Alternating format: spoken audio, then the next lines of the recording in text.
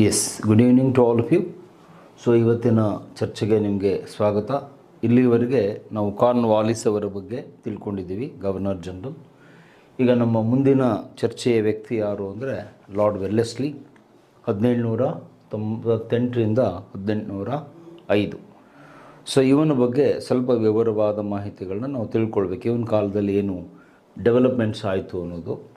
ಅದಕ್ಕೆ ಪೂರ್ವದಲ್ಲಿ ಅವನ ಒಂದು ಕಾಲಘಟ್ಟವನ್ನು ನೀವು ವಿಶೇಷವಾಗಿ ವಿದ್ಯಾರ್ಥಿಗಳು ಗಮನಿಸಬೇಕು. ಯಾಕಂದರೆ ಅದರ ಮೇಲೆ KS ಕ್ವಶನ್ ಕೇಳಿದ್ದಾನೆ. ಏನಂತ, 2 ಶತಮಾನಗಳನ್ನು ಕಂಡ ಗವರ್ನರ್ ಜನರಲ್ ಯಾರು? ನೀವಲ್ಲಿ ಇಸ್ವಿ ನೋಡಿ ನಿಮಗೆ ಗೊತ್ತಾಗುತ್ತೆ. 1798 ಅಂದರೆ 18ನೇ ಶತಮಾನ ಎಂಡ್ ಆಗ್ತಾಯಿದೆ. 1805 ಅಂದರೆ 19ನೇ ಶತಮಾನ ಸ್ಟಾರ್ಟ್ ಆಗ್ತಾಯಿದೆ. ಅಂದರೆ end of 1 century, beginning of 1. ಈ 2 ಶತಮಾನಗಳ ನಡುವೆ ಬಂದು ಹೋದ ಗವರ್ನರ್ ಜನರಲ್ ಯಾರು ಅಂದರೆ ಲಾರ್ಡ್ ವೆಲ್ಲೆಸ್ಲಿ. ಸಾಮಾನ್ಯವಾಗಿ ಒಬ್ಬೊಬ್ರದ್ದು ಒಂದೇ ಶತಮಾನದಲ್ಲಿ ಇರ್ತಾರೆ. ಇವನ ವಿಶಿಷ್ಟತೆ ಏನು ಅಂದರೆ ಒಂದು ಎಂಡ್ ಆಗುತ್ತೆ, ಇನ್ನೊಂದು ಸ್ಟಾರ್ಟ್ ಆಗುತ್ತೆ. ಸೊ ಹಾಗಾಗಿ ಆ ಇಸ್ವಿ ಬಗ್ಗೆ ಗಮನ ಇರಲಿ. ಜೊತೆಗೆ ಇವನನ್ನು ನಾವು ಏನಂತ ಕರಿತೀವಿ ಅಂದರೆ military pillar of the British empire. ಬ್ರಿಟಿಷ್ ಸಾಮ್ರಾಜ್ಯಕ್ಕೆ ಒಂದು ಸೈನಿಕ ಅಸ್ಥಿಭಾರವನ್ನು, ಶಕ್ತಿಯನ್ನು ತುಂಬಿದಂಥ ಗವರ್ನರ್ ಜನರಲ್ ಯಾರು ಅಂದರೆ ಲಾರ್ಡ್ ವೆಲ್ಲೆಸ್ಲಿ. ಇವನ ಕಾಲದಲ್ಲಿ ಯಾವುದೇ ಆಡಳಿತಾತ್ಮಕವಾದ ಬದಲಾವಣೆಗಳಾಗಲಿ, ಶಿಕ್ಷಣದ ಸುಧಾರಣೆಗಳಾಗಲಿ, ಸಾಂಸ್ಕೃತಿಕ ಯಾವುದೂ ಆಗಲಿಲ್ಲ. ಕೇವಲ 2 ಯುದ್ಧಗಳಾಗ್ತವೆ. ಒಂದು ಟಿಪ್ಪು ಸುಲ್ತಾನ್ನ ಜೊತೆಗೆ 4ನೇ ಆಂಗ್ಲೋ ಮೈಸೂರು ಯುದ್ಧ, ಅದರಲ್ಲೇ ಅವನ ಸಾವಾಗುತ್ತೆ. ಇನ್ನೊಂದು 2ನೇ ಆಂಗ್ಲೋ ಮರಾಠ ಯುದ್ಧ, ಮರಾಠರೊಂದಿಗೆ ಯುದ್ಧ ಆಗುತ್ತೆ. ಅಲ್ಲಿ ಪೇಶ್ವೆ ಆಗಿದ್ದಂತಹ ಬಾಜಿರಾವ್ ಅವನ ಸೋಲಾಗಿ ಅವನ ಮೇಲೆ ಒಂದು ಒಪ್ಪಂದವನ್ನು ಹೇರ್ತಾರೆ. ಟ್ರೀಟಿ ಆಫ್ ಬೇಸಿನ್ ಒಪ್ಪಂದ ಅಂತ ಕರಿತೀವಿ. ಸೊ ಈ 2 ಯುದ್ಧಗಳು ಬಿಟ್ಟರೆ ಯಾವುದೇ ಮುಖ್ಯ ಘಟನೆ ಇವನ ಕಾಲದಲ್ಲಿ ನಡೀಲಿಲ್ಲ. ಆದರೆ ಇದು ನಮಗೆ ಎಕ್ಸಾಮ್ ದೃಷ್ಟಿಯಿಂದ ಯಾಕೆ ಮಹತ್ವದ್ದು ಅಂದರೆ ಅವನ ಜಾರಿಗೆ ತಂದಂಥ ಪದ್ಧತಿ ನೀವು ತಿಳ್ಕೊಳ್ಬೇಕು. ಅವನು ಯಾಕೆ ಫೇಮಸ್ ಆದ ಲಾರ್ಡ್ ವೆಲ್ಲೆಸ್ಲಿ ಅಂತ ಹೇಳಿದರೆ ಸಬ್ಸಿಡಿಯರಿ ಅಲಯನ್ಸ್ ಸಿಸ್ಟಮ್, ಕನ್ನಡದಲ್ಲಿ ಸಹಾಯಕ ಸೈನಿಕ ಪದ್ಧತಿ ಅಂತ ಹೇಳ್ತೀವಿ. ಆ ಸಹಾಯಕ ಸೈನಿಕ ಪದ್ಧತಿಯನ್ನು ಜಾರಿಗೆ ತಂದವನು ಲಾರ್ಡ್ ವೆಲ್ಲೆಸ್ಲಿ. ಅದಕ್ಕೆ ಸಾಕಷ್ಟು ನಮ್ಮ ಅರಸರು, ಪ್ರಾಂತ್ಯಗಳು ಆ ಪದ್ಧತಿಗೆ ಸೇರಿಕೊಳ್ತವೆ. ಅದರ ಸಾಧಕ ಬಾಧಕಗಳೇನು ಅನ್ನೋದನ್ನು ನಾವು ತಿಳ್ಕೊಂಡು ಆಮೇಲೆ ಈ 2 ಯುದ್ಧಗಳ ಬಗ್ಗೆ ನಾನು ಹೇಳ್ತೀನಿ. ಸೊ ಈಗ ಮೊದಲನೇದಾಗಿ ಫಸ್ಟ್ ಪಾಯಿಂಟನ್ನು ನಿಮ್ಮ ಗಮನಕ್ಕೆ ತೆಗೆದುಕೊಂಡ್ಬರ್ತೀನಿ. ಈ ಸಬ್ಸಿಡಿಯರಿ ಅಲಯನ್ಸ್ ಸಿಸ್ಟಮ್ ಅನ್ನೋದನ್ನು ಯಾಕೆ ಅವನು ಆರಂಭಿಸಿದ? ಸೊ ಮೊದಲು ಇದನ್ನು ನೀವು ಅರ್ಥ ಮಾಡ್ಕೊಳ್ಬೇಕು. Why it was started subsidiary alliance system. ಕನ್ನಡದಲ್ಲಿ ಅದನ್ನು ಸಹಾಯಕ ಸೈನಿಕ ಪದ್ಧತಿ ಅಂತ ಕನ್ನಡದಲ್ಲಿ ಹೇಳ್ತೀವಿ. ಸಹಾಯಕ ಸೈನ್ಯ ಅಂದರೂ ನಡೆಯುತ್ತೆ, ಸೈನಿಕ ಅಂದರೂ ಓಕೆ. ಸಹಾಯಕ ಸೈನ್ಯ ಪದ್ಧತಿ. ಸೊ ಇದನ್ನು ಆರಂಭ ಮಾಡಿದ್ದವನು 1798ರಲ್ಲಿ. 1798ರಲ್ಲಿ ಅವನೇನು ಮಾಡ್ತಾನೆ, ಸಹಾಯಕ ಸೈನ್ಯ ಪದ್ಧತಿಯನ್ನು ಜಾರಿಗೆ ತರ್ತಾನೆ. ಓಕೆ. ಸೊ ಇದರ ಹಿನ್ನೆಲೆ ಏನು? Why he started it? ಅಲ್ಲಿ 2 ಅಂಶಗಳನ್ನು ನೀವು ನೆನಪಿಟ್ಕೊಳ್ಬೇಕು. ಒಂದು, ಯಾಕೆ ಈ ಪದ್ಧತಿಯನ್ನು ಜಾರಿಗೆ ತಂದ ಅಂತ ಹೇಳಿದರೆ, ರೀಸನ್ ನಂಬರ್ 1, ನಮ್ಮ ಭಾರತೀಯ ಅರಸರಲ್ಲಿ ಇದ್ದಂತಹ ಅಭದ್ರತೆ, ಭಾರತೀಯ ಅರಸರಲ್ಲಿ ಇದ್ದಂತಹ ಅಭದ್ರತೆಯ ವಾತಾವರಣ, ಸೆನ್ಸ್ ಆಫ್ ಇನ್ಸೆಕ್ಯೂರಿಟಿ ಅಂತ ಹೇಳ್ತೀವಿ ಅದಕ್ಕೆ. ಭಾರತೀಯ ರಾಜರುಗಳಲ್ಲಿ, ಅರಸರುಗಳಲ್ಲಿ ಅಭದ್ರತೆ ಇತ್ತು. ಯಾವ ಸಮಯದಲ್ಲಿ ಯಾರ ಮೇಲೆ ದಾಳಿ ಮಾಡ್ತಾರೋ ಗೊತ್ತಿರಲಿಲ್ಲ. So they are living in a sense of insecurity ಅಂತ ಹೇಳ್ತೀವಿ. ಇಂಗ್ಲೀಷ್ನಲ್ಲಿ ಅದನ್ನು ಇನ್ಸೆಕ್ಯೂರಿಟಿ ಅಂತ ಹೇಳ್ತೀವಿ. ಈಗ ನಾವು ಯಾವುದೇ ಕೆಲಸವನ್ನು ಮಾಡಬೇಕಾದಾಗ ನಮಗೆ ಭದ್ರತೆ ಇರಬೇಕು, ಅಂದರೆ ನಾವು ಕೆಲಸ ಮಾಡ್ತೀವಿ ಅಲ್ವಾ. ಸೊ ಭದ್ರತೆ ಇಲ್ಲ ಅಂದಾಗ ನಿಮಗೊಂಥರ ಗಾಬರಿ ಇರುತ್ತೆ, ಯಾವತ್ತಿನಲ್ಲಿ ಏನಾಗುತ್ತೆ ಅಂತ. ಸೊ ಭಾರತೀಯ ಅರಸರುಗಳಿಗೆ ಈ ಅಭದ್ರತೆ ಬಹಳಷ್ಟು ಇತ್ತು. ಅದಕ್ಕಾಗಿ ಅವ್ರು ಏನಾದರೂ ಒಂದು ಸಹಾಯ ನಮಗೆ ಸಿಗುತ್ತಾ ಅಂತ ಹುಡುಕ್ತಾಯಿದ್ರು. They are searching for some safety and security for them. ಅದಕ್ಕೋಸ್ಕರವಾಗಿ ಈ ಪದ್ಧತಿಯನ್ನು ಲಾರ್ಡ್ ವೆಲ್ಲೆಸ್ಲಿ ಜಾರಿಗೆ ತರ್ತಾನೆ. ಇದು ಒಂದು ಉದ್ದೇಶ. 2ನೇ ಉದ್ದೇಶ, ಅತಿ ಮುಖ್ಯವಾದ 2ನೇ ಒಂದು ಉದ್ದೇಶ ಏನು ಅಂದರೆ ನಿಮ್ಮ ಸಾಮ್ರಾಜ್ಯದ ವಿಸ್ತರಣೆ ಮಾಡೋದು, ಎಕ್ಸ್ಪ್ಯಾನ್ಷನ್ ಆಫ್ ಎಂಪೈರ್ ಅಂತ ಹೇಳ್ತೀವಿ. ಅವನಿಗೆ ತನ್ನ ಸಾಮ್ರಾಜ್ಯವನ್ನು ಮತ್ತಷ್ಟು ಬೆಳೆಸಬೇಕು ಅನ್ನುವಂಥದ್ದು ಬಹಳಷ್ಟು ಅವನ ಮನಸ್ಸಲ್ಲಿತ್ತು. ಎಕ್ಸ್ಟೆನ್ಷನ್ ಆಫ್ ದಿ ಎಂಪೈರ್ ಅಂತ ಹೇಳ್ತೀವಿ. ಈಗಿರುವಂಥ ಬ್ರಿಟಿಷ್ ಸಾಮ್ರಾಜ್ಯದೊಂದಿಗೆ ಅವನಿಗೆ ತೃಪ್ತಿ ಇರಲಿಲ್ಲ, ಇನ್ನೂ ದೊಡ್ಡ ಸಾಮ್ರಾಜ್ಯ ಕಟ್ಟಬೇಕು ಅಂತ ಅವನ ಕನಸಿತ್ತು. ಹಿ ವಾಸ್ ಆ್ಯಂಬಿಷಿಯಸ್ ಅಂತ ಹೇಳ್ತೀವಿ ಅದಕ್ಕೆ ಇಂಗ್ಲೀಷಲ್ಲಿ. ನೀವು ಯಾವಾಗಲೂ ಸಣ್ಣ ಗುರಿಯನ್ನು ಇಟ್ಕೊಂಡ್ರೆ ನೀವು ಚಿಕ್ಕವರಾಗ್ತೀರಿ, ಹೌದಲ್ವಾ? ದೊಡ್ಡ ಗುರಿ ಇಟ್ಕೊಂಡ್ರೆ ದೊಡ್ಡವರಾಗ್ತೀರಿ. ನಾವು BCA ಆಗಬೇಕು ಅಂದ್ಕೊಂಡ್ರೆ ನೀವು ಪೊಲೀಸ್ ಕಾನ್ಸ್ಟೇಬಲ್ ಆಗಿ ಉಳಿತೀರಿ. PSI ಆಗಬೇಕು ಅಂದರೆ ಸಬ್ ಇನ್ಸ್ಪೆಕ್ಟರ್ ಆಗ್ತೀರಿ. ಇಲ್ಲ ಸರ್ ಆಗೋದಾಗ್ತೀವಿ DYSP ಆಗಿಬಿಡ್ತೀವಿ ಅಂದರೆ KS ಬರೀರಿ, ಡೈರೆಕ್ಟು DYSP ಆಗ್ತೀರಿ. ಇನ್ನೂ ದೊಡ್ಡ ಗುರಿ ಇದ್ದವರು ಇಲ್ಲ ಸರ್ ನಾವು IPS ಆಗ್ತೀವಿ ಅಂದರೆ ಒಳ್ಳೆಯದು, IAS ಎಕ್ಸಾಮ್ ಬರೀರಿ, ಪಾಸ್ ಆಗಿರಿ, ಡೈರೆಕ್ಟಾಗಿ ಸೂಪರಿಂಟೆಂಡೆಂಟ್ ಆಫ್ ಪೊಲೀಸ್ IPS ಅಧಿಕಾರಿಯಾಗಿ ಬರ್ತೀರಿ. ಯಾವಾಗಲೂ ನಿಮ್ಮ ಗುರಿ ಏನಿದೆ ಇದು ದೊಡ್ಡದಿರಬೇಕು. ಸಣ್ಣ ಗುರಿಯನ್ನು ಇಟ್ಕೋಬೇಡಿ, ಗುರಿ ಬಹಳ ಎತ್ತರಕ್ಕೆ ಇರಬೇಕು. ಗುರಿ ಯಾವಾಗಲೂ ಎತ್ತರಕ್ಕೆ ಇಟ್ಕೋಬೇಕು. ಇದು ನಮಗೆ ಇತಿಹಾಸ ಕಲಿಸಿಕೊಡೋ ಪಾಠ. ನೀವು ಗುರಿಯನ್ನು ಚಿಕ್ಕದು ಇಟ್ಕೊಂಡ್ರೆ ಆ ಗುರಿ ಜೊತೆಗೆ ನೀವು ಕೂಡ ಏನಾಗ್ತೀರಿ, ಚಿಕ್ಕವರಾಗ್ತೀರಿ. ಆ ಗುರಿ ಸಣ್ಣದಿರುತ್ತೆ, ಅದ್ರ ಜೊತೆಗೆ ನೀವು ಕೂಡ ಚಿಕ್ಕವರಾಗ್ತೀರಿ. ಸೊ ಇವನಿಗೆ ತನ್ನ ಸಾಮ್ರಾಜ್ಯವನ್ನು, ಬ್ರಿಟಿಷ್ ಸಾಮ್ರಾಜ್ಯವನ್ನು ಇನ್ನಷ್ಟು ವಿಸ್ತರಿಸಬೇಕು ಅನ್ನುವ ಮಹತ್ವಾಕಾಂಕ್ಷೆ ಇತ್ತು, ಆ್ಯಂಬಿಷನ್ ಇತ್ತು. ಅದಕ್ಕಾಗಿ ಅವನೇನು ಮಾಡಿದ, ಈ ಸಹಾಯಕ ಸೈನಿಕ ಪದ್ಧತಿಯನ್ನು ನಮ್ಮ ದೇಶದಲ್ಲಿ ಜಾರಿಗೆ ತಂದ. ಈ ಪದ್ಧತಿಯ ಒಂದು ಕರಾರುಗಳೇನು, ಇದ್ರ ಬಗ್ಗೆ ನಿಮಗೆ ಸಾಕಷ್ಟು ಸರಿ ಎಕ್ಸಾಮ್ನಲ್ಲಿ ಪ್ರಶ್ನೆ ಕೇಳಿದ್ದಾನೆ. ಆ ಕರಾರುಗಳನ್ನು ನಾನಿಲ್ಲಿ ಬೋರ್ಡ್ ಮೇಲೆ ಬರಿತೀನಿ, ನೋಟ್ ಮಾಡ್ಕೊಳ್ಳಿ. ಯಾರು ಸಹಾಯಕ, ಇದನ್ನು ನಾವು ಇಂಗ್ಲೀಷಲ್ಲಿ ಶಾರ್ಟಲ್ಲಿ SAS ಅಂತ ಕರಿತೀವಿ. ನಾನು ಪ್ರತಿ ಸರಿ ಅದನ್ನು ವಿವರವಾಗಿ ಹೇಳಲ್ಲ, ಶಾರ್ಟಲ್ಲಿ ಬರೆದಿರ್ತೀನಿ. SAS ಅಂದರೆ ಸಬ್ಸಿಡಿಯರಿ ಅಲೈನ್ಸ್ ಸಿಸ್ಟಮ್ ಅಂತ ಅರ್ಥ. ಈ ಸಹಾಯಕ ಸೈನ್ಯ ಪದ್ಧತಿಯ ಕರಾರುಗಳೇನು, ಕಂಡೀಷನ್ಸ್ ಏನು, ಯಾವ ಅರಸರು ಇದಕ್ಕೆ ಜಾಯ್ನ್ ಆಗ್ತಾರೋ ಅವ್ರು ಏನು ಮಾಡಬೇಕು ಅಂತಂದರೆ, ಮೊದಲನೇ ಕರಾರು ಇಟ್ ಈಸ್ ಇರ್ರಿವೋಕೆಬಲ್ ಅಂತ ಹೇಳ್ತಾನೆ. ಈ ಒಂದು ಒಪ್ಪಂದ ಏನಿದೆ ಯಾವುದೇ ಕಾರಣಕ್ಕೆ ನೀವು ರದ್ದು ಮಾಡುವಂತಿಲ್ಲ. ಇರ್ರಿವೋಕೆಬಲ್ ಅಂತ ಇಂಗ್ಲೀಷಲ್ಲಿ ಹೇಳ್ತೀವಿ. ಅಂದರೆ ಒಂದು ಸಾರಿ ನೀವು ಒಪ್ಪಂದಕ್ಕೆ ಸಹಿ ಹಾಕಿದರೆ ಅದನ್ನು ರದ್ದು ಮಾಡೋದಾಗಲಿ, ಅದರಿಂದ ವಾಪಸ್ ಹಿಂದಕ್ಕೆ ಹೋಗೋದಾಗಲಿ, ಅದರಲ್ಲಿ ಏನಾದರೂ ಮಾರ್ಪಾಡುಗಳನ್ನ ಮಾಡುವುದಕ್ಕಾಗಲಿ ಅಲ್ಲಿ ಅವಕಾಶ ಇಲ್ಲ. ಬಹುಶಃ ನೀವು ಸ್ವಲ್ಪ ಗಮನ ಕೊಟ್ಟು ಪಾಠ ಕೇಳ್ತಿದ್ರೆ ಈ ಫಸ್ಟ್ ಪಾಯಿಂಟಿಂದನೇ ನೀವು ಎಚ್ಚೆತ್ಕೊಳ್ಬೇಕು. ಈ ಪದ್ಧತಿಗೆ ಸಹಿ ಹಾಕೋದು ಅಪಾಯಕಾರಿ. ಯಾಕೆ, ನೀವು ಯಾವುದಾದ್ರೂ ಅಂಗಡಿಗೆ ಹೋದರೆ ನೋಡಿ, ಅಲ್ಲಿ ಬೋರ್ಡ್ ಹಾಕಿರ್ತಾನೆ, ಒಂದು ಸಾರಿ ತೊಗೊಂಡ್ಮೇಲೆ ವಸ್ತುಗಳನ್ನ ವಾಪಸ್ ಕೊಡಲ್ಲ. ಈ ಮಾಲ್ಗಳಲ್ಲಿ, ಅಂಗಡಿಯಲ್ಲಿ ನೋಡಿರೋ ಇಲ್ಲೋ, goods one sold cannot be exchange ಅಂತ ಬೋರ್ಡ್ ಹಾಕಿರ್ತಾರೆ. ಅಂದರೆ ನೀವು ಅಲ್ಲಿ ತೊಗೊಳ್ಬೇಕಾದಾಗ ಎಚ್ಚರಿಕೆಯಿಂದ ತೊಗೋಬೇಕು. ತೊಗೊಂಡ್ಮೇಲೆ ಯಾವುದೇ ಕಾರಣಕ್ಕೆ ವಾಪಸ್ಸಿಲ್ಲ. ಅಂದರೆ ಅಲ್ಲಿ ಏನೋ ಒಂದು ಸ್ವಲ್ಪ ಗೋಲ್ಮಾಲ್ ಇರುತ್ತೆ, ಸ್ವಲ್ಪ ಅಲ್ಲಿ ಇದನ್ನು ಇರುತ್ತೆ, ಮೋಸ ಇರುತ್ತೆ ಅಂತ. ಸೊ ಇಲ್ಲಿ ಇಟ್ ಈಸ್ ಇರ್ರಿವೋಕೆಬಲ್ ಅಂತ ಯಾಕೆ ಹೇಳ್ತಾನೆ ಅವನು ಅಂದರೆ, ನೀವು ಸೇರಬೇಕಾದಾಗಲೇ ಎಚ್ಚರಿಕೆಯಿಂದ ಸೇರಿಕೊಳ್ಳಿ. ನಮ್ಮ ಅರಸರಿಗಳಿಗೆ ಅವನು ಹೇಳ್ತಾನೆ, ನೀವು ಸೇರಿದ ಮೇಲೆ ಯಾವುದೇ ಕಾರಣಕ್ಕೆ ಅದನ್ನು ರದ್ದುಪಡಿಸುವಂತಿಲ್ಲ, ಕ್ಯಾನ್ಸಲ್ ಮಾಡುವಂತಿಲ್ಲ, ಅಥವಾ ಹಿಂತೆಗೆದುಕೊಳ್ಳುವಂತಿಲ್ಲ, ವಾಪಸ್ ಹೋಗೋಂಗಿಲ್ಲ, ಹಿಂತೆಗೆದುಕೊಳ್ಳುವಂತಿಲ್ಲ, ಎರಡೂ ಇಲ್ಲ. ಕ್ಯಾನ್ಸಲು ಮಾಡುವಂತಿಲ್ಲ, ವಾಪಸ್ಸು ತೆಗೆದುಕೊಳ್ಳುವಂತಿಲ್ಲ. ಒಮ್ಮೆ ಸೈನ್ ಮಾಡಿದ ಮೇಲೆ ಮುಗಿದೋಯ್ತು. It's once and final, over, close ಅಂತ ಅರ್ಥ. ಇದು ಮೊದಲನೇ ಕಂಡೀಷನ್ನು. ಎರಡನೇ ಕಂಡೀಷನ್ನು, ಈ ಒಪ್ಪಂದದ ಅಡಿಯಲ್ಲಿ ಎರಡನೇ ಕರಾರು ಏನಿತ್ತು ಅಂತ ಹೇಳಿದ್ರೆ, ಇದಕ್ಕೆ ಸೈನ್ ಹಾಕಿದ ಮೇಲೆ ಬ್ರಿಟಿಷ್ ಸೈನಿಕರ ವೆಚ್ಚಗಳನ್ನು ನಮ್ಮ ಅರಸರೇ ಭರಿಸಬೇಕು. ಸೈನಿಕರ ವೇತನ ಪ್ಲಸ್ ಇತರ ಭತ್ಯೆಗಳು, ಅಂದರೆ ಅಲವನ್ಸಸ್ ಅಂತ ಹೇಳ್ತೀವಿ, ಭತ್ಯೆಗಳನ್ನು ನಮ್ಮ ಅರಸರೇ ಕೊಡಬೇಕದನ್ನು. ಅವರೇನು ಕೊಡಲ್ಲ, ಅರಸನ್ನು ನಮ್ಮ ಅರಸರೇ ಭರಿಸಬೇಕು. ಯಾರು ಅದಕ್ಕೆ ಸೈನ್ ಮಾಡ್ತಾರೋ ಅವರೇ ಅದನ್ನು ವೆಚ್ಚವನ್ನು ತೂಗಿಸ್ಬೇಕು. ನೋಡಿ, ಇದು ಎಷ್ಟು ಡೇಂಜರಸ್ ಆದಂಥ ಪಾಯಿಂಟ್ ಅಂದರೆ, ಸ್ಯಾಲರಿ ಆ್ಯಂಡ್ ಅಲವನ್ಸಸ್ ಅಂತ ಹೇಳ್ತೀವಿ. ಬ್ರಿಟಿಷ್ ಸೈನಿಕರೇನು ನಮ್ಮ ಪ್ರಾಂತ್ಯಕ್ಕೆ ಬರ್ತಾಯಿದ್ರು, ಅವರ ಸ್ಯಾಲರಿ ಪ್ಲಸ್ ಅಲವನ್ಸಸ್, ಅವರ ವೇತನ ಮತ್ತು ಇತರೆ ಭತ್ಯೆಗಳನ್ನು ನಮ್ಮ ಭಾರತೀಯ ಅರಸರೇ ಪೇ ಮಾಡಬೇಕು, ಅಂದರೆ ನಾವೇ ಪೇ ಮಾಡಬೇಕು. ಇದರ ಹಿಂದಿನ ಉದ್ದೇಶ ಏನು ಅಂದರೆ, ಆ ಲಾರ್ಡ್ ವೆಲ್ಲೆಸ್ಲಿ ಏನು ಮಾಡ್ತಿದ್ದ ಅಂದರೆ, ನಿಧಾನವಾಗಿ ಸೈನಿಕರ ಸಂಖ್ಯೆಯನ್ನು ಏರಿಸ್ತಾ ಹೋಗ್ತಾಯಿದ್ದ. ಈಗ ಒಂದು ಸಾರಿ ನೀವು ಒಪ್ಪಂದಕ್ಕೆ ಸಹಿ ಹಾಕಿದಾಗ ನಿಮಗೊಂದು 2,000 ಸೈನಿಕರನ್ನು ಕಳಿಸಿದರೆ, ಇನ್ನೊಂದು ವರ್ಷ ಬಿಟ್ಟು ಮತ್ತೊಂದು 5,000 ಸೈನಿಕರನ್ನು ಕಳಿಸಿದ್ದ. ಆಮೇಲೆ ಒಂದು ವರ್ಷ ಆದಮೇಲೆ ಮತ್ತೊಂದು 4,000 ಸೈನಿಕರು ಹೀಗೆ ಕಳಿಸ್ತಾ ಇದ್ದ.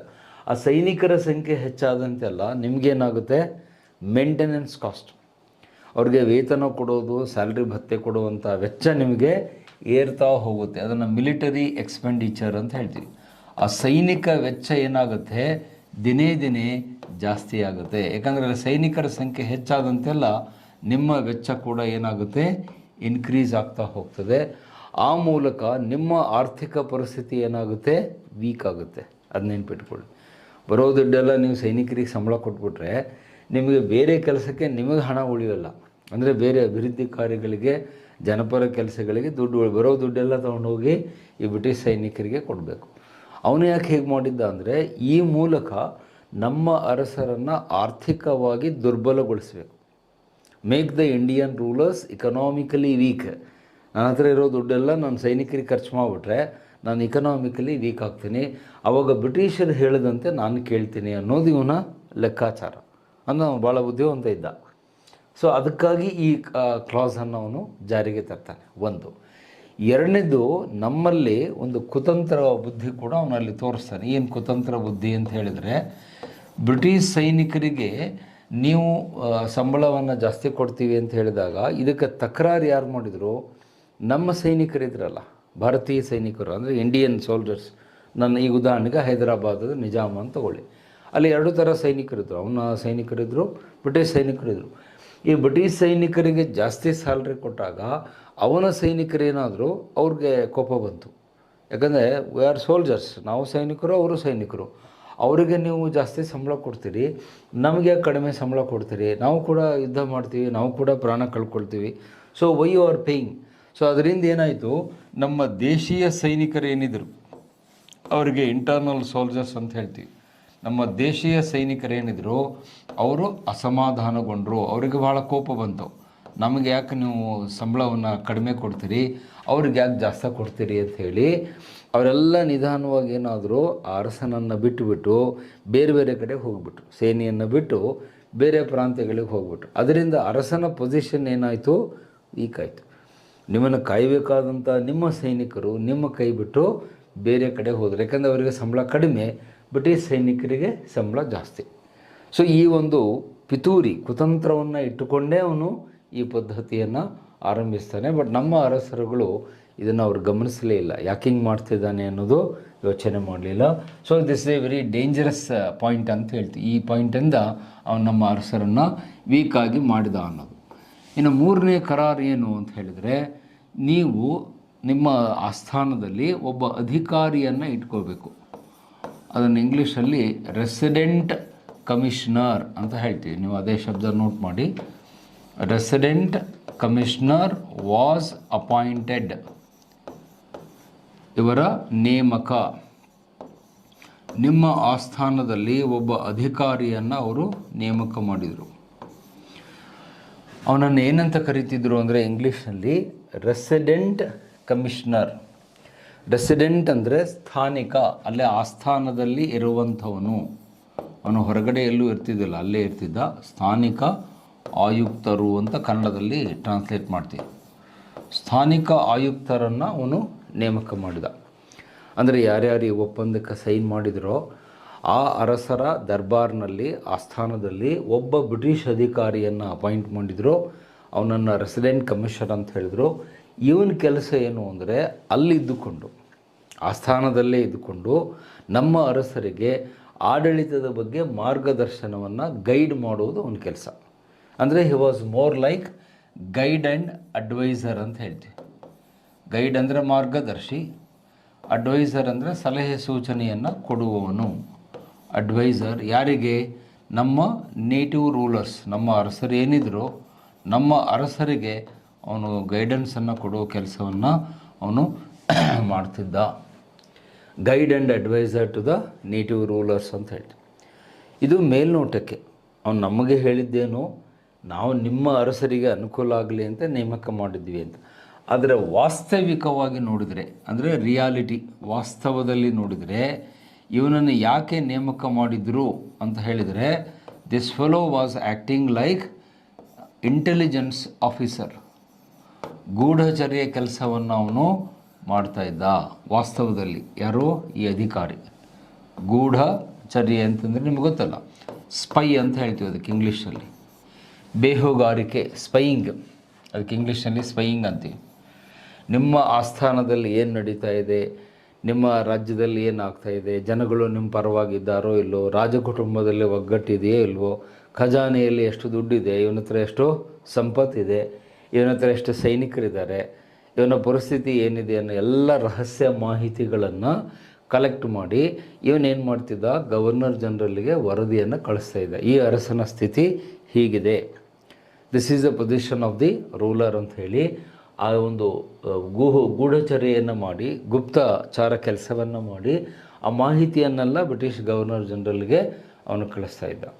ಆದರೆ ನಮ್ಮ ಅರಸರು ಕೇಳಿದರೆ ಅವನೇನು ಹೇಳ್ತಿದ್ದ, ಇಲ್ಲ ನಿಮ್ಮ ಅನುಕೂಲಕ್ಕಾಗಿ ನಿಮಗೆ ಅಡ್ವೈಸ್ ಮಾಡಲಿಕ್ಕೆ ನಾವು ಅವನ್ನ ಇಟ್ಟಿದ್ದೀವಿ ಅಂತ. ಅದು ಮೇಲ್ನೋಟಕ್ಕೆ, ತೋರಿಕೆಗಷ್ಟೇ, ಹೇಳೋದಕ್ಕೆ. ಅದರ ಒಳಗಿನ ಉದ್ದೇಶ ಏನು ಅಂದರೆ, ಈ ಗೂಢಚರ್ಯೆ ಮಾಡಿ ನಮ್ಮ ಅರಸರ ಎಲ್ಲ ಸೀಕ್ರೆಟ್ಸನ್ನು, ರಹಸ್ಯವನ್ನು ಪಡೆದುಕೊಂಡು ತನ್ನ ಗವರ್ನರ್ ಜನರಲ್ಗೆ ಕಳಿಸೋ ಕೆಲಸವನ್ನು ಇವನು ಮಾಡ್ತಿದ್ದ ಆರಂಭದಲ್ಲಿ. ಮುಂದೆ ಹೋಗ್ತಾ ಹೋಗ್ತಾ ಏನಾಯಿತು ಅಂದರೆ, ಈ ಸ್ಥಾನಿಕ ಆಯುಕ್ತರು ಅನ್ನೋ ಏನಿದ್ದ ಅವನು he started interfering in administration. ಆಡಳಿತದಲ್ಲಿ ಅವರು ಹಸ್ತಕ್ಷೇಪ ಮಾಡಲಿಕ್ಕೆ ಸ್ಟಾರ್ಟ್ ಮಾಡಿದರು.